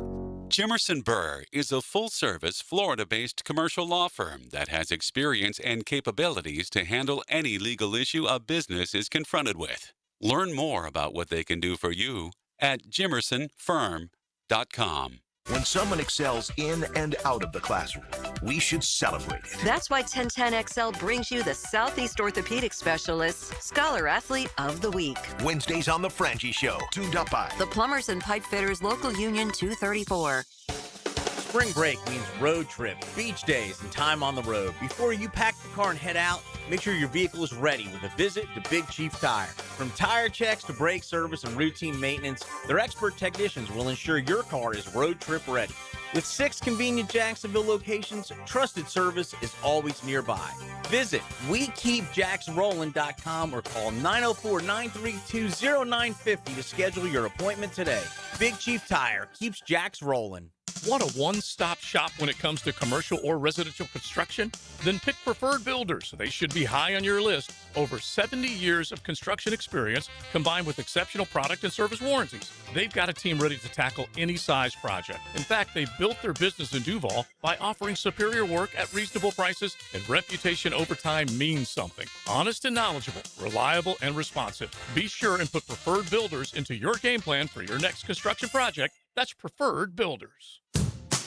Daly's Dash is not only your Jaguars game day stop, but a great place to grab a meal any day of the week. To honor the Jags and the fans, we've crafted the Duval Sub. The Duval comes with freshly sliced turkey, ham, melted cheddar, and habanero jack cheese, topped with crisp lettuce, fresh tomatoes, and a double portion of our secret sauce, all served on a fresh roll. Come by your local's Daly's Dash today to get your delicious Duval Sub. Daly's is the official convenience store sponsor of the Jacksonville Jaguars. The price of gold is soaring, and the price of silver is near record highs. If you've got gold or silver just lying around, Estates Roadshow wants it. Broken chains, old rings, coins, watches, diamonds, vintage jewelry. If it's valuable, they're buying it. No appointment needed, just walk in, get a free appraisal, and walk out with cash. They're also buying pre-1964 silver coins, flatware, sterling silverware stamped 925. They're buying coin collections, gold, silver, foreign, and domestic. Plus, they've been in business over 35 years with thousands of prior happy customers. Licensed, bonded, state-certified scales, highest tech equipment, employees with GIA certifications. The Estates Roadshow is happening 10 to 5 through Friday, close by in St. Augustine at World Golf Renaissance and Palm Coast at the Holiday Inn Express. Call Marshall at 609-781-6559 or go to estatesroadshow.com and follow Estates Roadshow on Facebook to see all upcoming events. I'm Frank Frangie. Life-changing is an understatement for the 180 I've seen with my daughter Amber. She's now lost over 100 pounds with Awaken 180 in just 9 months. A true 180. Not just on the scale either, in her energy, her confidence, the way she lives. And what I love about Awaken 180 is we knew it would work. It wasn't a hope. It wasn't a guess that maybe it'll work. Amber started the programming knowing this was going to be her solution. Now, you've heard stories from our hosts and clients and probably people you know personally who've reclaimed their life thanks to Awaken 180. It works for the person who needs to lose 25 pounds. It worked for Matt Hayes, who wanted to lose 40. It worked for Hacker, who's lost more than 120 pounds. And it's worked for Amber, who's well over 100. That's why I believe in it. Whatever your scale number is, call the number that will work for you. 844-346-1800 or online at awaken180weightloss.com. Once again, that number is 844-346-1800 or you can reach them online at awaken180weightloss.com. 1010XL, presented by Farah and Farah, exclusive injury law firm of the Jacksonville Jaguars. When it's game time, Farah doesn't flinch.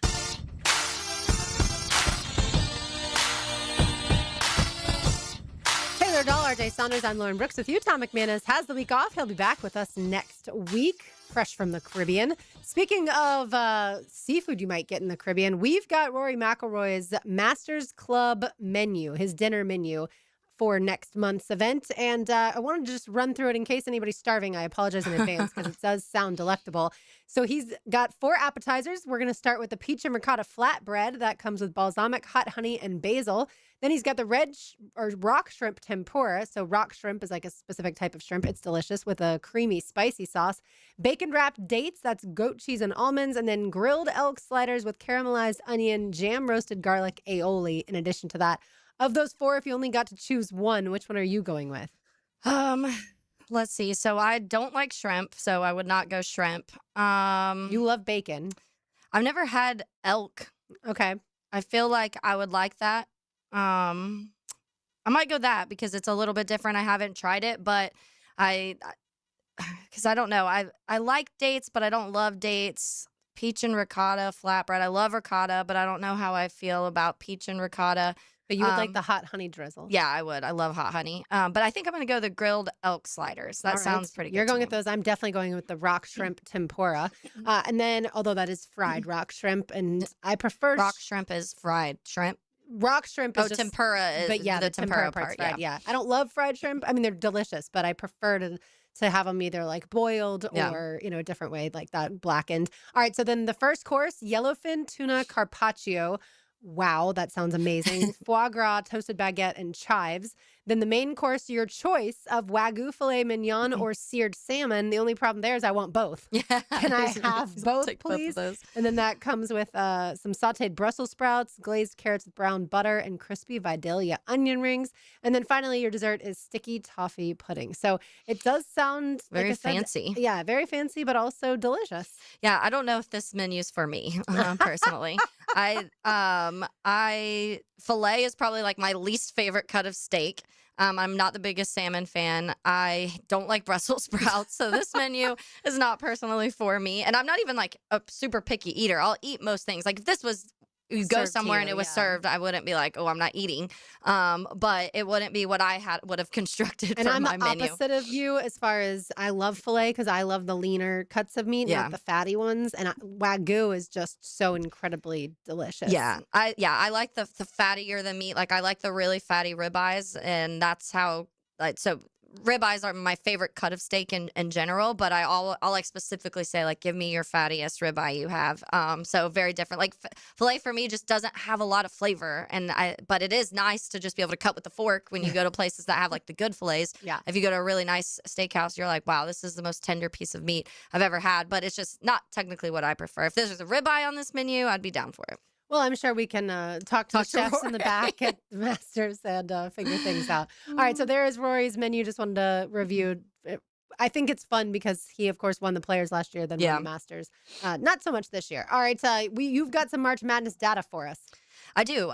So we go through some of the different notes and things that you have for filling out your brackets and things like that. There's always some fun facts when it comes to things that may help you fill out your bracket, or when you're just watching, maybe things you don't know of to kind of look out for. And so there was ESPN always does the article every year of here's some fun stuff to kind of keep note of as we head into tournament season for March Madness. So The first thing they say, we have never even had more than 2 number 1 seeds make the Final Four in back-to-back years. So if this year, can it actually happen? We'll find out with that. So it says last year the SEC sent a record 14 teams to the tournament, obviously including the eventual national champion Florida. So that's something to keep an eye out for when it comes to those 2 number 1 seeds making the Final Four potentially in back-to-back years. Yeah, I told you I did my bracket on Monday, and I originally had all 4 number 1 seeds making it, and then I was like, this doesn't sit right with me because we don't often see that, and so I went back through and I made some adjustments today. Also listened to Ron Slay. He joined XL Primetime, and he had some interesting stuff to share as well about certain teams, and so I was like, all right, I feel better now. My Final Four, in case you want to know, I've got, of course, Florida in it because you knew I would, but that always makes me nervous. I've got Florida, UConn on one side, and then Arizona, Virginia on the other side. So that's 2 1s, a 2, and a 3. We'll have Pat Young on with us on Friday. He sent his bracket over to me because he's entering. We do our 10-10 bracket challenge here, and he does not have Florida in the Final Four.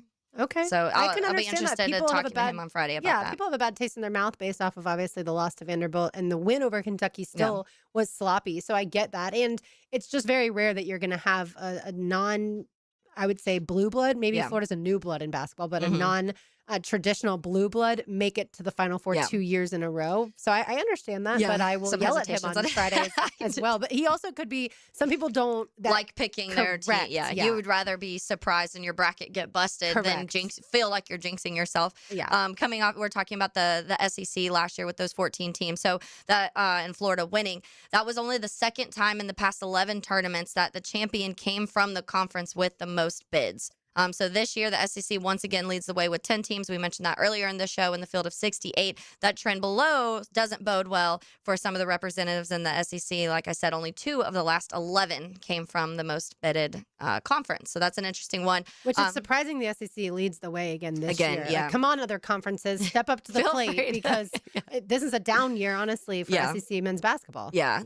Since seeding began in 1979, the conference with the most bids or tied for the most bids has never produced the national champion in back-to-back years. So speaking of national champions, number 1 seed Florida is not only looking to defend its crown, the Gators are attempting to do so for the second time in the past 20 season. They won back-to-back in 06 and 07. That would put them in the same sentence as college basketball's ultimate dynasties. Yeah, I mean, going back to back, like we talked about yesterday with Paul Biancardi from ESPN, it hasn't happened a ton. I mean, you can go to like the 50s, UCLA in the 60s, but then, really it's Duke, it's Florida, and it's UConn. Like if you want to look at it from like the 90s and beyond. So it is a very difficult thing to do. And the interesting part, like for instance, the Florida 06-07, that was basically the same team. Yeah. Like Billy Donovan had all those guys return, which was a little bit of a surprise that they didn't go on to some of them go on to the NBA anymore usually. And correct, right? Yeah. Nowadays, especially, if you have guys that are going to be lottery picks, they're going to leave. Or people like Denzel Aberdeen, who would have been a starting guard on this team, wanted more money, so he was going to get that at Kentucky. He decided to leave there. And other guys just didn't like the amount of playing time maybe that they were going to get, and so they may see a better path at another school, or again, they make more money. Like I don't blame them, for leaving. Denzel, I not saying I blame him, but I do think for his future he might have been better off staying at the University of Florida. But either way, I do feel like this Florida team is obviously very different than a season ago, but they still have some pieces to be able. Look, I won't be shocked if they don't win it all. Still some experience from last year. They have a ton of experience for sure, but they also don't have those clutch guys in those moments that you have to have. We talked a little bit about Miami of Ohio. The Redhawks are the 6th team with fewer than 2 losses to not be seeded number 1. The previous 5 teams won a total of 5 games, and only one, that was Texas Tech in 1996, reached the Sweet 16. Yeah, and look, we all know the reason that Miami of Ohio doesn't have a better seed. It's because of the teams that were on their schedule. Was on their schedule, and so I don't think that's any surprise. Yeah, so mostly some seed-related facts for this. The Final Four: at least one first 4 participant has advanced to the second round in 12 of the last 14 tournaments. That's 5 crazy. of them have reached the Sweet 16, including a pair of Final Four teams in UCLA in 2021 and VCU in 2011. Yeah, that is nuts. Yeah, but I suppose if you think about it, these 2 of them are 11 seeds, or 4 of the first 4 are 11 seeds. The other ones are 16 seeds, Yeah. like we talked about yesterday. And so an 11 seed making it to the Final Four, while that seems a bit preposterous, it's also like those teams ended up getting that extra game too. And so they found their rhythm. They weren't as rusty, I suppose. But that one of those better not be Lehigh or Prairie. Yeah, we A&M. don't want to see that. One of those teams better not be that one of those Final Four teams, because that means they've knocked Florida out Florida's Friday night. out of it early. I cannot be knocked out in the first game this year. You That don't want happened to a be couple the years team ago to do to that. Florida. You definitely don't. 6 of the past 7 at-large teams with 14-plus losses to reach the first round won their first round game. So number 11 seed Texas is the only team that fits this description in this year's field. They begin in the first 4. NC State, we talked about that game already. So that's an interesting note there. In the past 3 years, 10 teams with sub 500 conference records earned an at-large bid. 8 of those 10 failed to win a game in the tournament. Arkansas accounted for only wins by these teams, advanced to the Sweet 16 both times as an 8 seed in 23 and then a 10 seed in 2025. And then this year, SMU 8-10 in the ACC is the only team that made the field despite losing a losing record in conference play. Yeah, I don't think you should make the tournament if you have a losing record in conference play. I think that's where the line should be drawn. But the committee obviously takes a lot of things into consideration. And if they believe that their strength of schedule or their net is high enough, then they'll put them in. And then, also the committee doesn't care if certain teams that they put in, and if they're one of the last teams in, that they lose right away. Like, the committee is like, well, yeah, they probably. We kind of expected that. Right. And that's where the first 4 is kind of cool, because it's not like those teams lose immediately every single year. Yeah. Like some of them go on a run, like we just talked about. And that part's cool to be one of the last teams in, and then to make a little be bit able to make a little run. Yeah. A couple more seeding notes. At least one top 4 seed has lost in the first round in 15 of the last 17 tournaments. Last year, one of the 2 years during this stretch that it didn't happen, which we know is a very chalk season last year. We talk about that a lot. We have never had 2 consecutive tournaments in which every top 4 seed won in the first round, though. Interesting. Yeah. Let's hope that that's going to take down Duke or Arizona or Michigan. That's what I'm going to say. If we're looking for number 1 seeds to lose or top seeds to lose, one of them, please. Final one, number 15 seed has won a first round game in 3 of the past 5 years, and each of those teams went on to reach at least the Sweet 16. So Princeton in 2023, St. Peter's in 2022, they got to the Elite 8, Oral Roberts in 2021. Ugh, Oral Roberts is who beat Florida. I remember that one. Yeah. I remember it was like something, there was multiple schools that were like dentist sounding, Colgate. It was like Colgate and Oral Roberts, and I was like, what is happening on this bracket? 9 of the 11 number 15 seeds to win in the first round finished in the top 2 in their conference standings. Tennessee State is the only 15 seed in the field that finished in the top 2 in its conference this season. So keep that in mind when filling out your brackets. Yeah, we talked about Tennessee State. That's who plays Iowa State. So that's a lot of people are very high on Iowa State, obviously. That they are. And then the other 15 seeds, in case you're wondering, Idaho plays Houston, and then Furman plays UConn, and Queens plays Purdue. Queens, of course, being the team that won the A-Sun. Not a New York team, a team in Charlotte, North Carolina. And so, Queens maybe could upset Purdue. Yeah. I mean, I feel like I want that. I mentioned yesterday, like, I like having the kind of chaos of things. And last year was so boring to me, where I was like, man, I want some like fun things and upsets. And you got some buzzer beaters and stuff like that. So those will always still kind of go through. And the Florida games were fantastic if you were not a Florida fan, because every game felt exciting. Fantastic, but they were stressful during. And we ended up going out for the Final Four game. Friends of ours, it was our friend's birthday. And so she was like, come out to Strings down the street. And I was like, I don't want to. We've watched every game on the couch in the living room. You can't mess up that vibe. Right. That's where I need to be. And then we were like, all right. And that was the Auburn game. Yeah. So we went to Strings, and you know me, in the first half, I was like, I should be at home. We're losing. Oh my goodness, we're not going to come back and win. And I just should have stayed on the couch. And then we ended up winning, so it was all okay. And then I was back on the couch for the title game, and that worked out. And all was well. I mean, it really wasn't for the longest time, but it ended up being okay. We have a little bit of an interesting trade in the NFL. Adam Schefter announced that the Panthers are trading Andy Dalton to the Philadelphia Eagles in exchange for a 2027 7th round pick. Schefter goes on to say if it seems like there have been more trades than ever, there have been since the 2026 new league year started last week. There have been 18 trades, including Andy Dalton today. From the day the 2025 new league year started until the NFL draft, there were 15 trades 1 week. That's a lot. Yeah, it has been a lot. So that means obviously Bryce Young, the starting quarterback for the Panthers, and Kenny Pickett will be the backup, no longer Andy Dalton. Yep. Surprising Andy Dalton to the Eagles. I'm surprised at this point in time the Eagles would want him. Yeah, I don't totally get it, but 7th round, I guess, whatever. Yeah, their backup quarterback, the Eagles, that is behind Jalen Hurts, was Tanner McKee. So yeah. I guess talk about a different type of quarterback from Jalen Hurts, though. Yeah, but I guess, Jalen Hurts is a guy that can't remember him being injured. Yeah. So he hasn't missed. They Like should feel maybe good a about little that. beat up here and there, but I never feel like it had ever so far has been like significant for Hurts. Yeah, so that I very, remember. Very interesting for sure. All right, more to do on the other side, including the golden moment. You are listening to Helmets and Heels on 1010XL 92.5 FM. Where legends draft and drift to the checkered flag. Right into it! They crossed the line, and guess who wins the race? This Sunday at Darlington. Wow! On Jacksonville's high performance NASCAR station. Oh my goodness! 1010 XL. Frank Franzi here for Bono's Pit Barbecue. Bono's has been serving Jacksonville's best barbecue for over 75 years. And now, catch this. Bono's new limited time offer features an Atlantic fried cod platter with 2 pieces of mouth-watering fried cod and 1 southern side for $15.49, or a fried cod sandwich with 1 southern side for $12.99. You can't beat that deal. And after 1 bite, you'll be hooked. So you better hurry in. The fried cod platter right now at Bono's. And remember, if you don't see a pit, it ain't legit. From the Queen Law Group Studios. Helmets and Heels. I'm Chris Campione. Auto accidents can leave you feeling lost and overwhelmed. But at Campione Law, we're here to guide you with a personal touch through every step of the process. We don't get paid unless you get paid. CampioneLaw.com. Count on Campion! Campion Law! My Gate Rewards members, this deal is just for you. Right now, grab any 2 12-ounce Red Bulls and get 2 of your favorite roller grill items for just $1. When you need a boost, Gates got you. See store for details.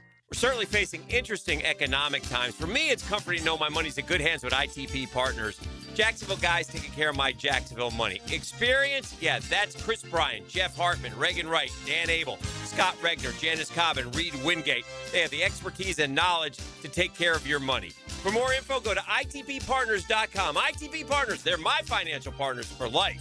Non-compensated client testimonial may not be representative of all client experiences. No guarantee of future performance or success.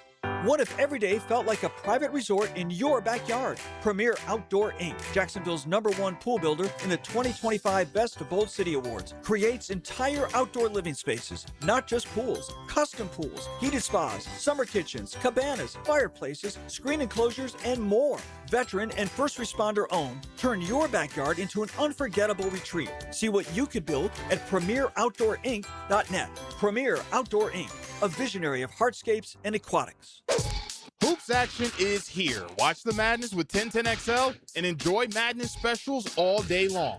Starting with the Frangie Show live 4 till 6 at Lola's Burrito and Burger Joint on King Street in Riverside. Come in for all the action on multiple TVs and enjoy drink and food specials. Then from 6 till 10, come out to Mr. Chubby's Wings in Ponte Vedra Beach for Into the Night with Rick Ballou, then Hacker After Dark. Now that's the way to tip off the madness of March Hoop celebrations. Hey Jacksonville, listen up. Termite swarms are active right now, and once they get inside, damage can happen fast. Termites don't knock, they silently attack the structure of your home, leaving behind costly repairs and long-term headaches. Lauren Brooks here. Protect what you've worked hard for with the proven protection that homeowners trust. Terminix it with advanced termite treatment and prevention solutions. Visit Terminix.com to schedule your free termite inspection today.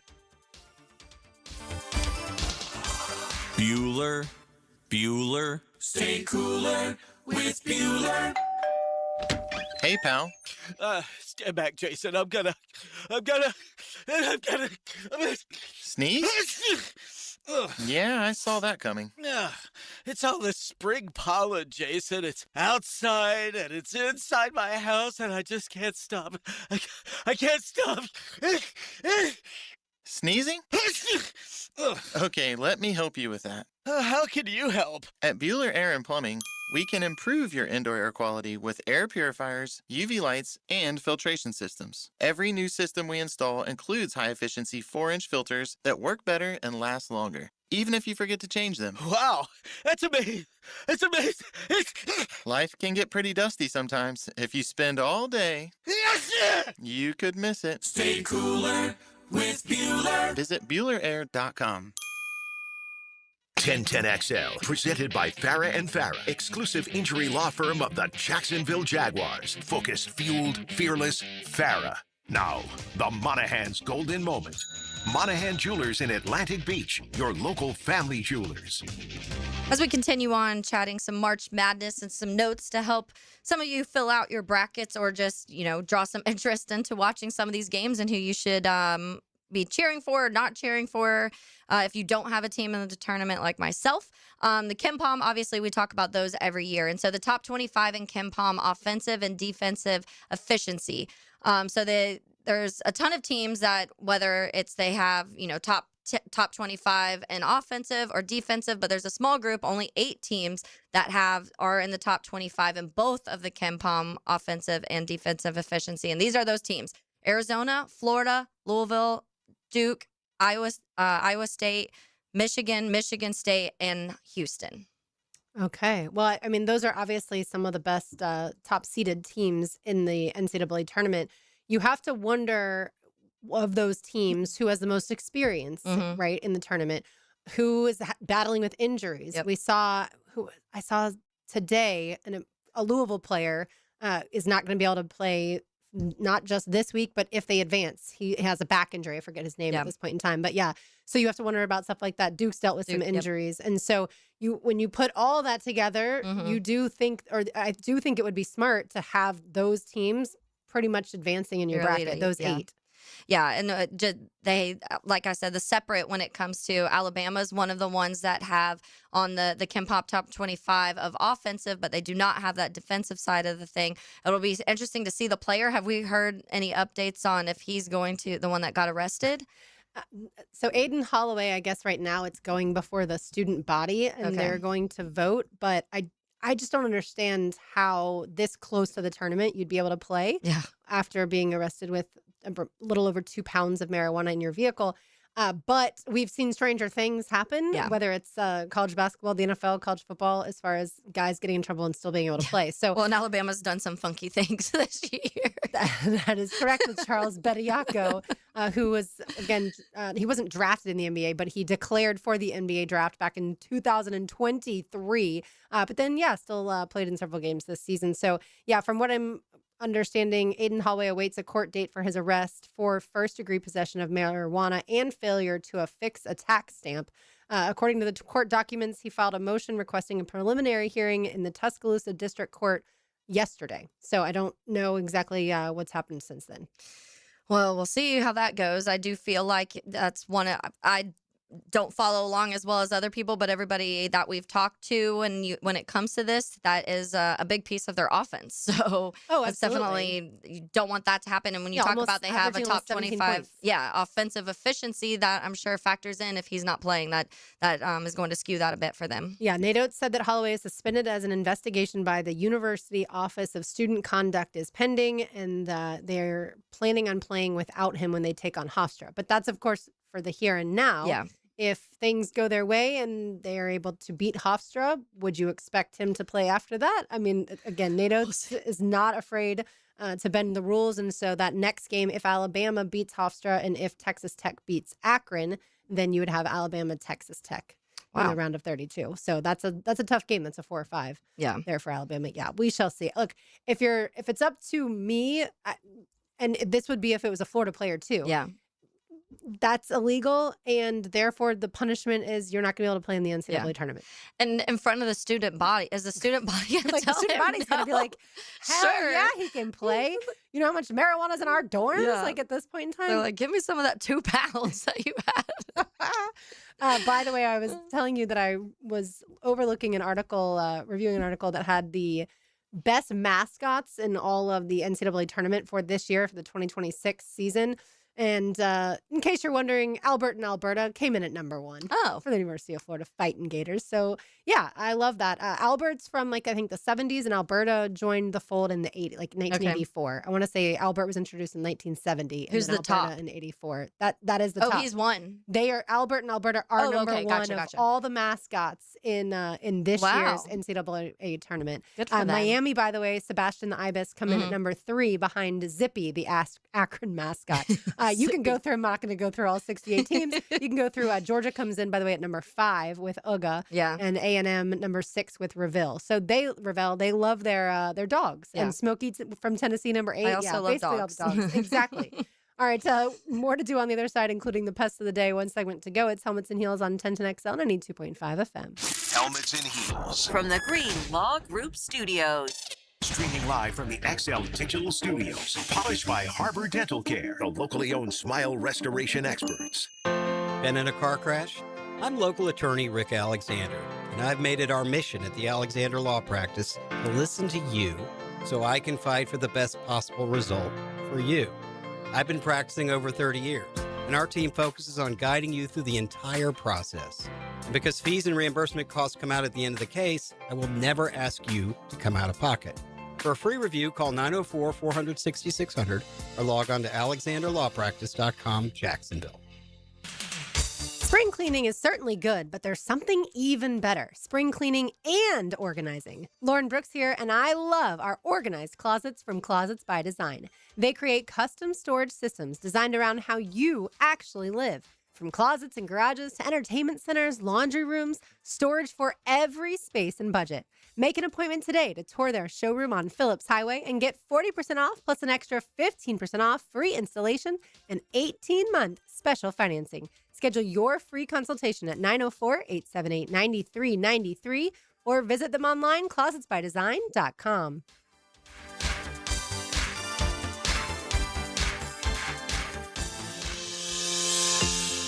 Get a healthy start in 2026.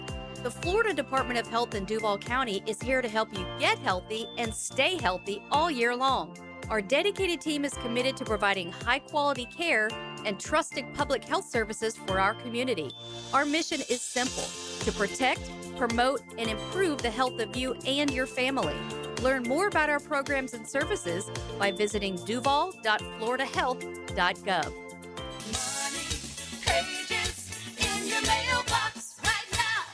Did you know there's local savings sitting in your mailbox right now? Money Pages is packed with real coupons from your favorite local businesses. Save money at restaurants like Al's Pizza, on pet care at Forever Vets, and on entertainment for the whole family at the Alhambra Theater. Plus, make sure to download the Money Pages app for savings on the go. Pages in your mailbox right now. This free agency profile is covered by Universal Roof and Contracting. Experience the universal difference. Jacksonville lies low in the free agent market and nails down some of their own. Cornerback Monteric Brown re-signs for 3 years and $33 million. The team in teal holds on to another corner, Christian Broswell, for 1 year and $1 million. And linebacker Dennis Gardeck stays in Duval for 2 years and $6.5 million. This is Jeff Middlecoff with Cogent Bank. My associate Ryan Salem and I joined Cogent Bank because we wanted to revolutionize the mortgage business, just like Cogent Bank has revolutionized the banking business. So Ryan Salem and I are able to leverage the power and stability of Cogent Bank to go out and find our clients the best investors, the best products, and the best rates in the entire country for your particular mortgage loan. Of course, you don't have to be a customer at Cogent Bank to take advantage of our mortgage services to buy or refinance your home. We offer jumbo loans, VA, FHA, conventional, and investment loans. At Cogent Bank, we offer mortgages nationwide, so we can help you with a second home or help a family member who lives or is moving to another state. Call Ryan Salem or myself, Jeff Middlecoff, at Cogent Bank today, 904-442-9191, to see how we can help you with any of your mortgage loan needs, whatever or wherever they may be. Member FDIC, Equal Housing Lender, Cogent Bank, NMLS ID 402296, Ryan Salem, NMLS ID 1182429, Jeff Middlecoff, NMLS ID 249086. You know, Mr. Chubby's Wings is giving away free beer again this year for the Madness Tournament. Do they really give you a free pint of Budweiser for each game you pick right? Yes, all you got to do is fill out your bracket now at 1010XL.com. Overall winner gets tickets to Welcome to Rockville on Saturday. But for free beer, just download your bracket, print it out, and bring it into any Mr. Chubby's Wings location during the games. Every game you pick right, you get a free beer. Go to 1010XL.com now. It's the Free Beer Chubby Madness Bracket Challenge. See Mr. Chubby's Wings Facebook for full contest details. 1010XL, presented by Farah and Farah, exclusive injury law firm of the Jacksonville Jaguars. Still, present, ready. Farah doesn't flinch.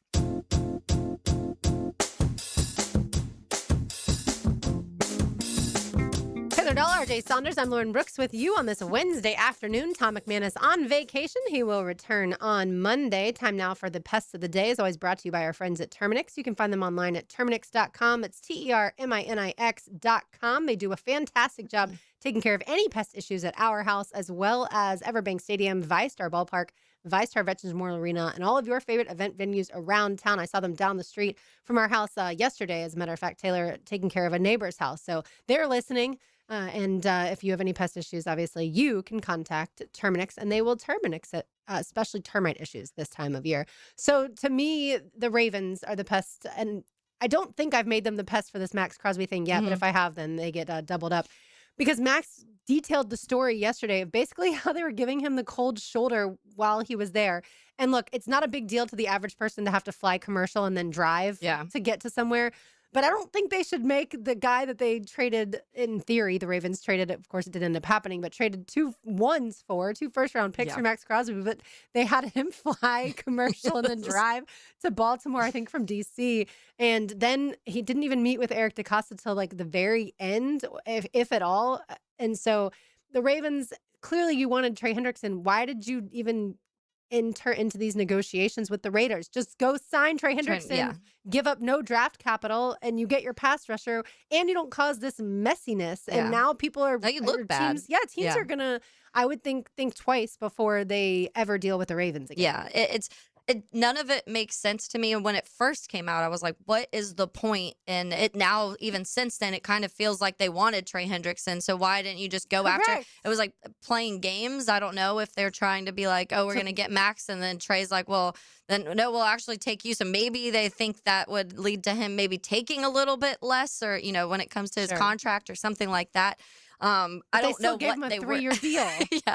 I don't know what they were trying to do in this situation, to be honest with you. But I do think that it's going to put a sour taste in a lot of free agents' mouths, and I mean guys in general. When you talk around the league now about the Ravens and how they've handled this from start to even now, and then more information coming out.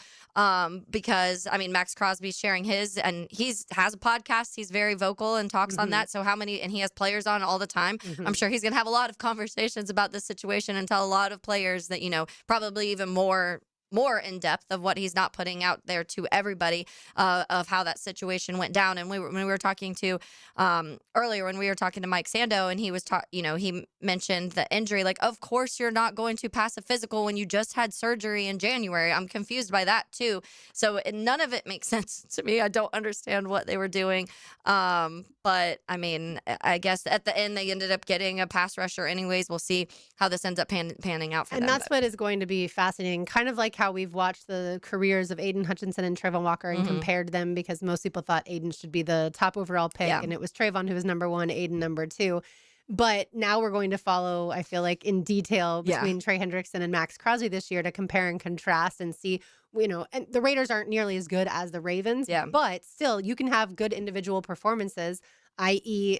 Myles Garrett had 23 sacks on a team that wasn't very good. So you can still have a standout defensive performance and get a ton of sacks, maybe not 23, but get a ton of sacks, even if your team's not that good. It's almost unfortunate for Trey Hendrickson too, because everybody you've talked to, like, he's a really good guy. It doesn't, even when you see him when he was like signing his contract, I'm like, he doesn't look like he's had 17 and a half sacks in back-to-back seasons. He doesn't look like one of those, like Max Crosby to me looks fierce and mean. Like, and you heard one of the funny things when it came to Gardner Minshew, that clip when he was like, he kept calling me little ass boy.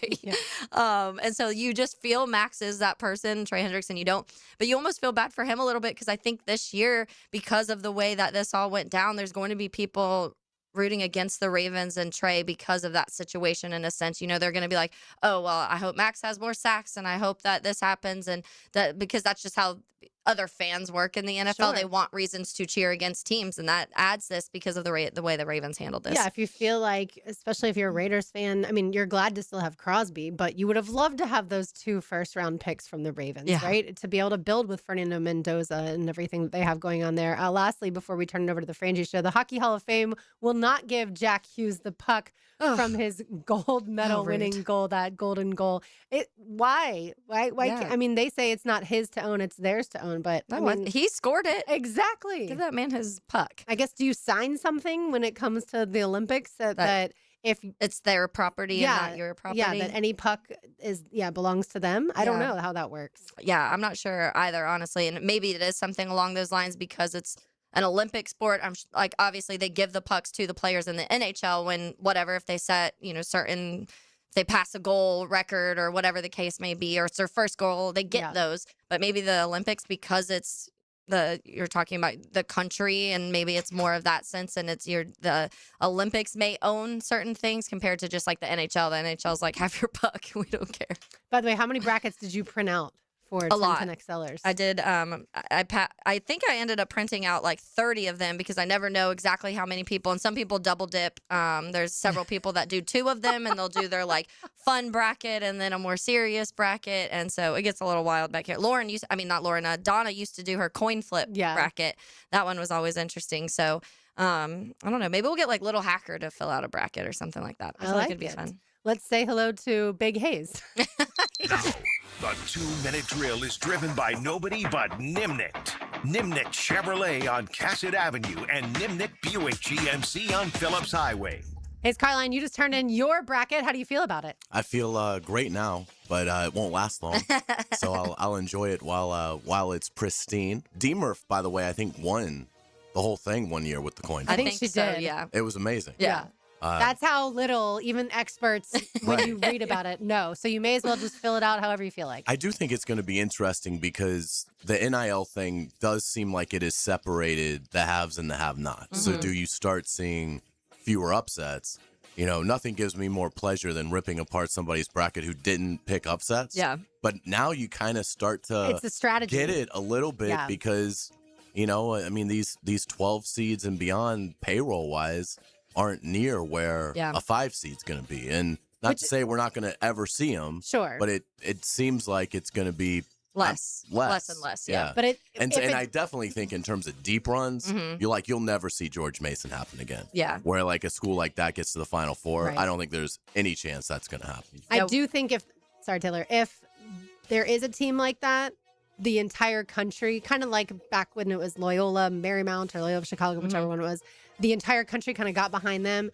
Because of that, if there's a payroll out there that's like $50,000 for the whole team and people find out and then they're advancing, the country will get behind them. Without a doubt. I mean, it has a chance to be an incredible Cinderella story, but I'll be surprised. I know in mine I think I went with a three ones and a 2 getting to the Final Four. So I just think the teams at the very top I think they're going to be hard to take down. And by the way, every time I see your ghost face thermos, it is fantastic. So great. Yeah, let's clarify her ghost face cup. Yeah, my cup. It's I'll like hold it. People that don't know me very well, they'll walk in my office and be like, "What's wrong with you?" It's so great. I love it. It was merch that you got from Scream. Yeah. All right, what's coming up, Hayes? We're going to have our Loser Monday today, so we'll go over our brackets, and that'll be a lot of fun. So looking forward to it. We'll talk some Jaguars. We'll talk some Gator Hoops as well. But lots of March Madness. Obviously, it's begun, but really starts in earnest tomorrow. So we'll break it all down. I wonder who the 3 of them have winning it all. We will tune in to find out. Thank you, Hayes. Thank you, guys. Let's hope that none of the teams withdraw, because then that's going to be very, very complicated. Frank's team is like, we don't want to do this actually. As far as March Madness goes. All right, that'll do it for us today. But yeah, we will have games beginning tomorrow right around noon. Of course, pay attention tonight, like I said, to Lehigh and Prairie A&M tipping off at 6:40, since Florida will face the winner of that game. For Taylor Dahl, for the vacationing Tom McManus, for RJ Saunders, I'm Lauren Brooks. These heels are made for talking. We will talk to you tomorrow, but don't go anywhere. The Frangie